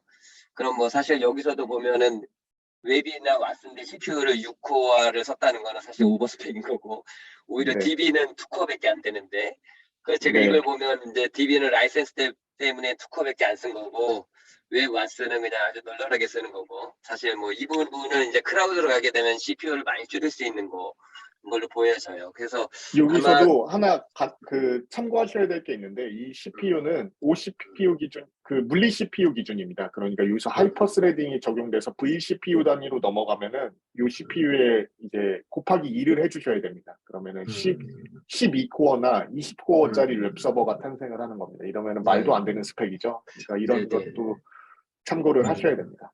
네, 그래서 아마 고객 사이트에 가시게 되면 이런 것들을 받으실 거고 이걸로 이제 그림을 그리시는 거죠. 그러면 이제 그 다음 페이지 한번 보여주실래요? 이 다음 페이지. 예, 다음 페이지. 이거는 지금 최동 선생님이 그리신 거라 사실은 여기까지 가게 되면 좀 쉽지 않습니다. 이 부분은 이제 오라클 컨설턴트 분의 이제 도움을 좀 받으시면 될 것 같고요. 이 정도까지 가시려면 그 다음 페이지 보여주실래요? 네.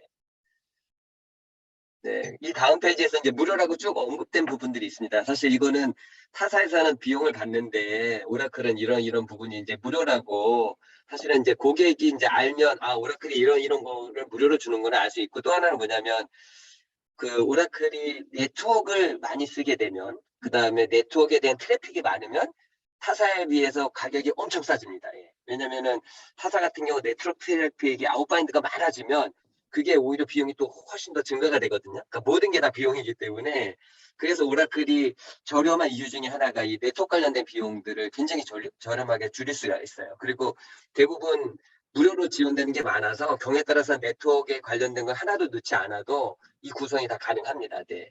그 부분 참고해 주시면 좋을 것 같고요. 그 다음 페이지 보여주시면 네, 유도는 뭐 당연히 들어가야 되는 부분이고 그 다음 페이지 보여주시면 이 부분이 이제 아까 처음에 보여준 고객에 받은 그 구성도를 갖고서 이렇게 사이징에서 나온 그 구성도인 거죠. 네. 그래서 이것도 한번 이렇게 실질적으로 이제 코스트 에스티메이터 툴 갖고 한번 이렇게 만들어 보셔도 도움이 될 것 같습니다. 네. 네. 이제 그리고 고객에게 받은 정보로 그냥 이 스펙 자체를 딜리버리 하기보다는 저희가 POC 크레딧이 포함된 계정을 제공해 드릴 수가 있기 때문에 꼭 한번 POC를 제안해 보시고 적정한 사이즈를 도출을 해내시는 거를 꼭 권고를 드리겠습니다. 그리고 좀 전에 심영보 부장님께서 말씀해 주셨지만은 어떻게 보면 생색내기 같아 보일 수도 있는데요. 이런 무료 리소스에 대해서는 꼭 견적서에 이런 부분들이 무료로 제공된다라고 말씀을 해주시면서 한 번 더 어필을 해주시면은 좋을 것 같습니다. 네, 더 질문 있으시면은 해주시겠습니다. 질문 드려도 될까요? 네, 네. 일단 일단 발표해 주시면서 진짜 많은 거를 습득을 했고요. 그러면서 좀 궁금했던 부분들을 좀 주구난방으로 적긴 했는데 아까 그 스토리지 견적낼 때 보면은 엘라스틱 퍼포먼스 레벨이라고 있는데요. 뭐 로이어 네. 코스트 밸런스 여기 있는데 네, 맞습니다. 보통 저희가 스토리지를 온프로미스에 제한을 할 때 보면은 디스크가 뭐 SATA인지 SAS인지 아니면은 네, 뭐 SSD인지 네, 이렇게까지만 분류를 하고 IOPS까지는 저희가 잘은 몰라요. 하드웨어 업체가 아니다 네, 보니까. 그럼 저희가 통상적으로 SATA다라고 하면은 뭐 로열 코스트로 해야 될지 네. SAS면은 뭐 밸런스든지 그거를 좀 어. 알려줄 수 있을까요? 저희 대략. 기본적으로 다 스토리지는 일반 SSD고요. 네, 여기 보시면은 이 밸런스드 타입에서 제공하는 맥스 IOPS들이 있습니다. 근데 네, 이 맥스 IOPS에 도달하려면은 이 최소한 이 용량만큼만 쓰면은 이 타입에서 제공하는 최대의 IOPS의 성능을 제공한다라고 이렇게 나와 있거든요.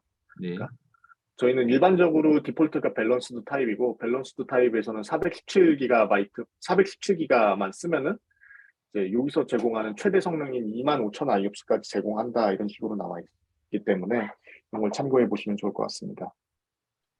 그러니까 로우 코스트랑 밸런스랑은 퍼포먼스 차이가 많이 나네요. 예, 그래서 네네, 밸런스 맞습니다. 그 정도 되면 제가 보기에는 이거는 뭐 사양이 꽤 나름대로 네, 좋은 사양이거든요. 네.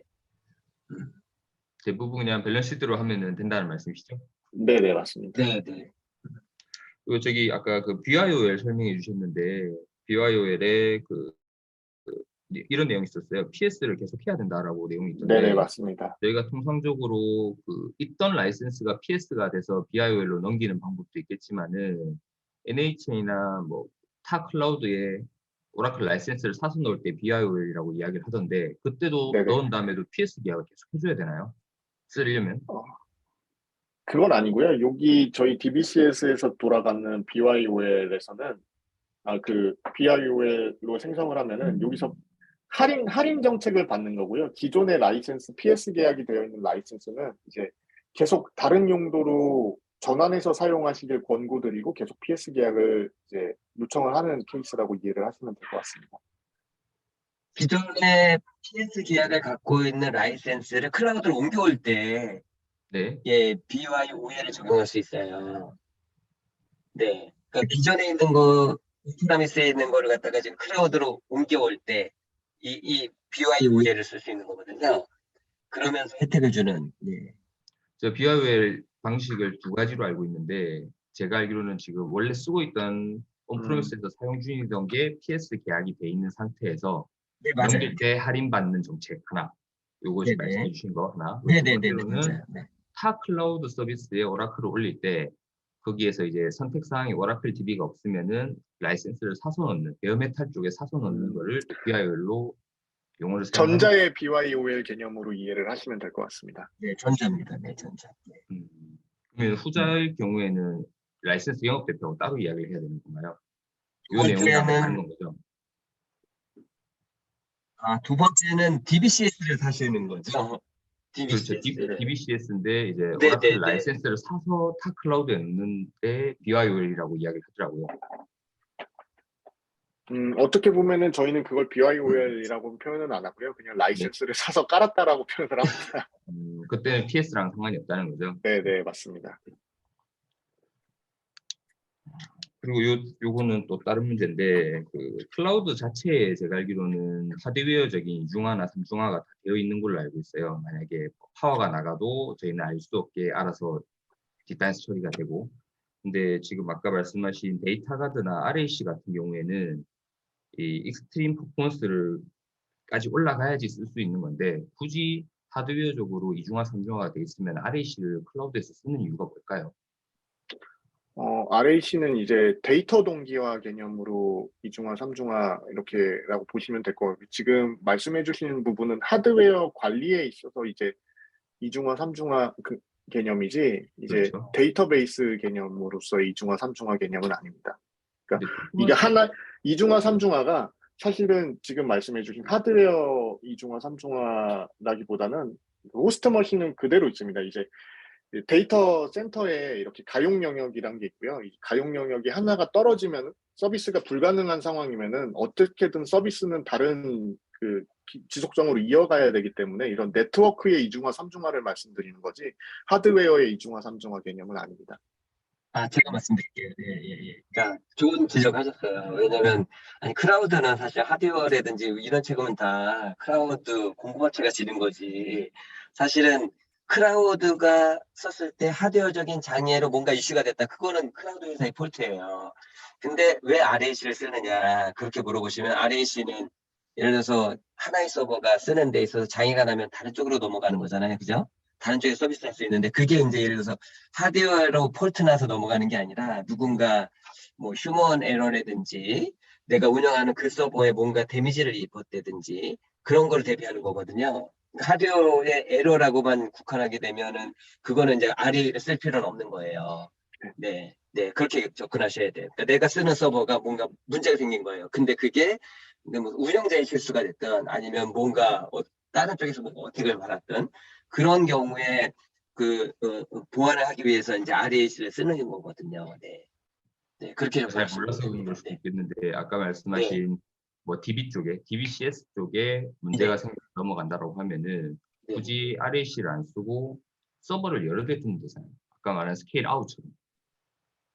서버 여러 대 두는 게 RAC입니다. 네. 그렇죠. 근데 굳이 그쵸, RAC를 네, 안 네. 쓰고 아까 말씀하신 에디션에 따라 그게 지원되는 기능이 있고 아니기 때문에 스탠다드 네. 에디션은 우선 싱글 노드 구성밖에 안 되고요. 엔터프라이즈 에디션 같은 데이터 가드를 쓰면 데이터 가드는 액티브 스탠바이로 이중화만 가능합니다. 또 소프트웨어적인 식으로 장애 들어가기 때문에 때문에 이제 그럴 수 있으니까. 서버들은 이렇게 스케일 아웃으로 쭈루룩 할 수 있지만 DB는 그게 DBCS에 제공하는 기능 때문에 그게 불가능하다라고 말씀드리는 거고요. ES에 예, 알겠습니다.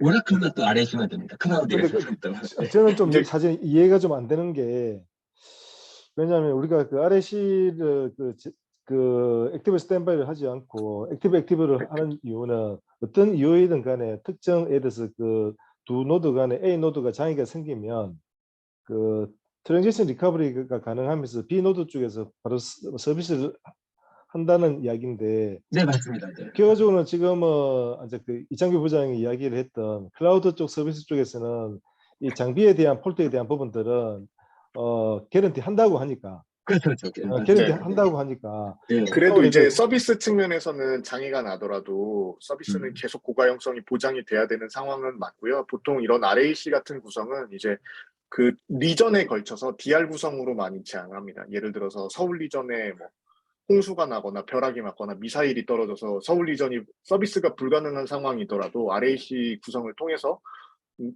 어딘가에서는 이 데이터베이스 워크로드가 계속 유지되고 돌아가야 된다라는 개념으로 접근을 하시면 될 것 같습니다.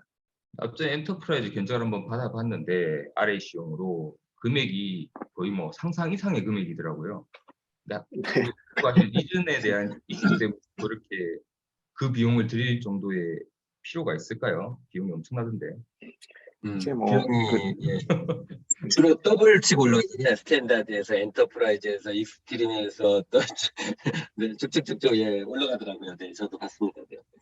이제 뭐 RTO 관점에서 이제 절대 순단이 있어서는 안 되는 크리티컬한 워크로드라고 하면은 사실 뭐 대기업들이나 그런 중요한 워크들을 굴려야 되는 그 기업들이라면 사실 비용이 문제일 게 아니거든요. 그 구성을 안 해서 문제가 생겼을 때 잃는 것들이 더 많을 거기 때문에 그런 비싼 비용을 지불하고서라도 RAC를 쓰시는 거고요. 근데 사실은 그건 고객 디시전이에요.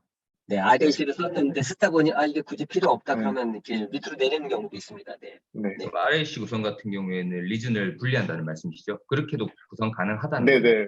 보통은 이제 그렇게 제안을 많이 드립니다. 왜냐면은 어떻게 보면은 효율적으로 DR 구성을 하기 위해서는 같은 리전에 있는 것보다는 같은 리전에 생겨서 리전 장애가 생기는 것보다는 어느 한 리전이라도 이제 좀 확률을 높이는 거죠. 안정적으로 우리나라 확률을 같은 높이는 경우는 거고. 서울 춘천 얘기하는 네. 거죠. 네. 네, 맞습니다. 서울 서울 춘천에 춘천 할 가네요. 수도 있고, 예를 들어서 요즘같이 서울 춘천에 비가 이렇게 쏟아붓는 경우에는 근처 리전이 뭐 서울 도쿄, 서울 오사카 이런 식으로도 구성할 수가 있고요. 그런 부분들은 여러 가지 방법이 있습니다.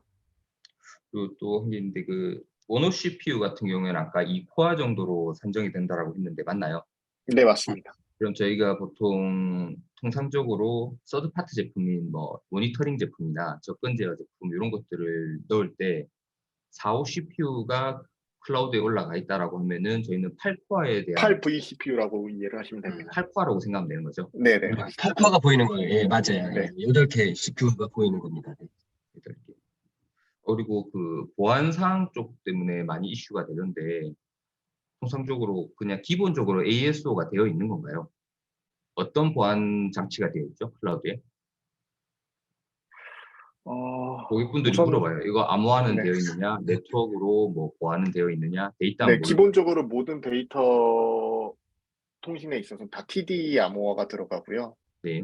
그리고 뭐 하드웨어적인 장비는 ISPS가 다 인증이 받은 그런 클라우드 솔루션들이고, 그리고 저희가 타사 클라우드 대비해서 네트워크나 보안적인 측면에서 개선이 됐다고 말씀드리는 거는 이제 저희가 RDMS 워크로드가 정유되었습니다. 이게 무슨 의미냐면은 이제 그 가상화에 있어서 호스트 그 머신의 프로비저닝 레벨에 있어서 CPU, 메모리, 디스크 이외의 그 네트워크를 아예 더 로우 레벨로 분리를 한 겁니다. 그래서 어떻게 이해를 해주시면 좋을 것 같냐면은 저희 아셈타워가 그 45층이 있고 입주사가 한 50개 정도 있는데 이제 기존 워크로드라면은 이제 이 아셈타워를 호스트 머신이라고 보고 각 층마다 입주해 있는 입주사를 이렇게 VM 머신이라고 하면은 각 엘리베이터 한 대를 공유한다고 치면 이게 사람들이 많이 몰리면 네트워크 병목 현상도 있을 거고, 사람들이 엘리베이터를 탔을 때 이제 뭐 패킷은 기본적으로 암호화가 되어 있지만은 그래도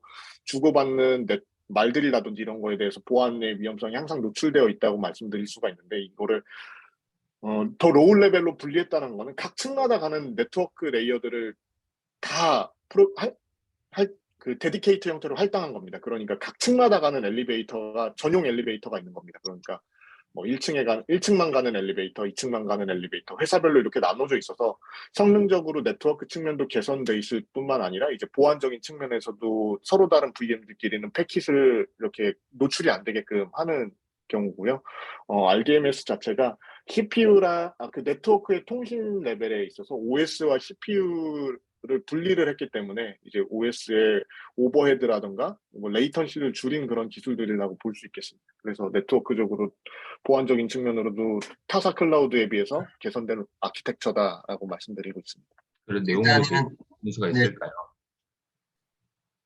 네, 그런 부분들은 한번 정리를 해서 전달드리도록 하겠습니다. 일단은 보안이라고 하면 중요한 게 데이터가 저장될 때, 저장될 때 암호화되고요. 그다음에 네트워크를 타고 다닐 때 보안이 돼야 되는 부분이 있습니다. 그런 부분 사실은 다 비용 없이 저희가 지원이 되고요. 그다음에 디도스도 막을 수 있는 부분들이 다 무료로 지원이 되고 있어요. 그리고 기본적으로 DB 같은 경우는 무조건 TD 암호화로 저장돼 있거든요. 스탠다드라도 TD로 저장이 되네요. 네, 맞아요. 네. 됐습니다. 오늘 발표 너무 잘 들었습니다. 궁금한 거 더 있으면 따로 연락드릴게요. 아유, 감사합니다. 네. 더 많을 것 같은데. 네. DBCS 견적내는 게 좀 보고 싶었는데 네. 말씀 들어보니까는 저희가 선택할 때 DBCS 하는 항목을 찾기가 좀 어렵더라고요. 그거 네네. 메뉴를 찾으시면 되게 간단해요. DBCS는 견적이 한두 개밖에 안 나와요. 아주 심플하게 나오거든요. 원 OCPU에 15기가 메모리가 번들되어 있는데, 네, 맞습니다. 그거 아주 간단합니다. 그거 나중에 한번 해보시면. 코스트 에스티메이터 들어가 보시면은 VM 견적 내는 것보다 더 쉽습니다. 에디션 선택하시고 코어 선택하시면은 디스크 선택하시면 끝납니다. 알아서 견적 다 내주시고, 다만 고려하실 부분은 이제 그 말씀드린 그 에디션별 옵션에 따라서 어떤 에디션을 선택하실지 정도만 생각을 해보시면 될 것 같고, 예를 들어서 데이터 가드를 이제 염두에 두신다고 하면 곱하기 2 한 견적을 내주시면 될 것 같습니다. 혹시 일단 해보시다가 온디맨드라고 돼 있던 그거는 뭔가요? 아까 그 온디맨드는 실시간 사용량에 따라서 그 비용을 청구하는 방식입니다. 일단 해보시다가 궁금하신 점 있으면 최동영 대표님한테 네네네, 알겠습니다. 연락 한번 드리겠습니다. 저는 솔루션 아키텍트고요. 저희 영업 대표님이 허규환 대표님이 있으신데, 허규환 대표님께 이제 연락 주시면은 제가 도움드릴 수 있도록 하겠습니다. 허규환 대표의 인사했었습니다. 알겠습니다. 한 가지만 더 여쭤볼게요. 그 백업 쪽에 있지 않습니까? 네, 그 데이터 DBCS 서비스를 클라우드로 서비스 되게 되면 네. 혹시 시점 복구를 하기 위해서 별도의 서비스를 없습니다. 구입해야 됩니까? 아닙니다. 무료입니다. 그리고 그 백업 그 서비스는 이제 크론 그 콘솔에서 이제 크론 그 타임라인으로 이렇게 선택을 하실 수가 있고, 뭐 몇 시 몇 분에 백업을 하고 며칠간 보관할 건지 이런 것도 설정이 되기 때문에 백업 받는 시점, 그러니까 저희가 백업을 시작하도록 한 크론 시점에 대해서 백업 시간 기준을 가지고 있고요. 별도로 뭐 추가적으로 이 기능을 사용하기 위해서 더 돈을 내야 된다, 이런 정책은 없습니다. 다만 이제 백업된 그 데이터 덤프 파일들에 대해서 오브젝트 스토리지에 보관되기 때문에 오브젝트 스토리지 비용은 발생할 수 있습니다. 그러면 그거를 아까 제가 시점 복구를 말씀을 드렸는데, 뭐 예를 들어서 그 고객의 실수로 인해 가지고 데이터를 뭐 어떻게 뭐 삭제를 했습니다. 근데 한 하루, 그러니까 1시간 전에 데이터를 뭐 오라클 기능에도 뭐 그런 기능이죠. 일단은 그 백업 부분을 가지고 시점 복구를 과거로 돌리기라고 하면은, 그게 이제 지금 현재 클라우드 서비스 쪽에서 그렇게 그 한 시간 전으로 데이터베이스를 사실은 돌려가지고 특정한 그 부분에 저장을 할 수 있습니까? 제가 그 부분은 한번 확인해 보겠습니다. 제가 알기로는 그런 기능은 없는 걸로 알고 있는데, 그래서 근데 네, 네, 네. DB 같은 경우는 왜 백업이 되면 특정 수준을 돌리면 그만큼 아카이브 로그가 있어야 되거든요. 그걸 네네. 갖고 돌리는 거고 그 부분은 누군가는 작업을 해야 되는데 네. 사실은 백업만 되어 있으면 그 부분은 내가 원하는 시점으로 돌릴 수가 있어요. 네, 맞습니다. 네, 근데 이제 네, 당일 시점하고 백업 시점하고 시간 차이가 좀 몇 시간이 있다 보면은 그 부분은 뭐 지금 현재 리얼타임에서 백업본이 없는데 1시간 전으로 돌린다 그래서 이런 거는 좀 안 될 수 있을 거. 그거는 내가 백업을 얼마큼 자주 찍느냐인 네, 네, 거고 맞습니다. 사실은 클라우드는 사실은 기존에 있는 온프라미스보다 백업이 굉장히 쉽게 돼 있어요. 네, 그게 장점이에요. 또, 네, 네, 네. 그러니까 뭐 그런 부분은 네. 그 부분에 대한 서비스라든지 뭐 백업 찍는 타이밍이라든지 이런 걸 조절할 수 있는지만 확인해 보면 될 것 같네요. 네.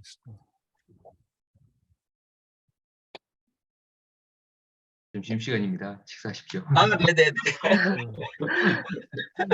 네, 최도영 선생님 오늘 고생 많으셨고요. 그 이후에 추가적으로 필요로 하시는 뭐 부분이나 질문사항 있으시면은 허 대표님이랑 저한테 메일로 취합해서 보내주시면 제가 또 뭐 별도로 Q&A 세션을 한다던가 아니면 메일로 답변을 드릴 수 있도록 하겠습니다. 네. 자주 공유해 주실 거죠? 네. 네, 자료 아까 말씀해주신 수정사항 몇 가지 뭐 이렇게 수정하셔가지고 이메일로 보내주시면 감사드리겠습니다. 네, 알겠습니다. 오늘 다들 그 2시간이라는 긴 시간 할애해 주셔서 소중한 시간 되셨기를 바라고요. 또 이후에 질문사항 있으시면 서로 커뮤니케이션 하면서 향후 비즈니스에 좀 발전될 수 있는 그런 시간이었으면 좋겠습니다. 아이고, 네. 다들 수고 많으셨습니다. 네. 식사 네. 맛있게 하십시오. 네. 네, 감사합니다. 수고하셨습니다. 네, 네. 네. 감사합니다. 네.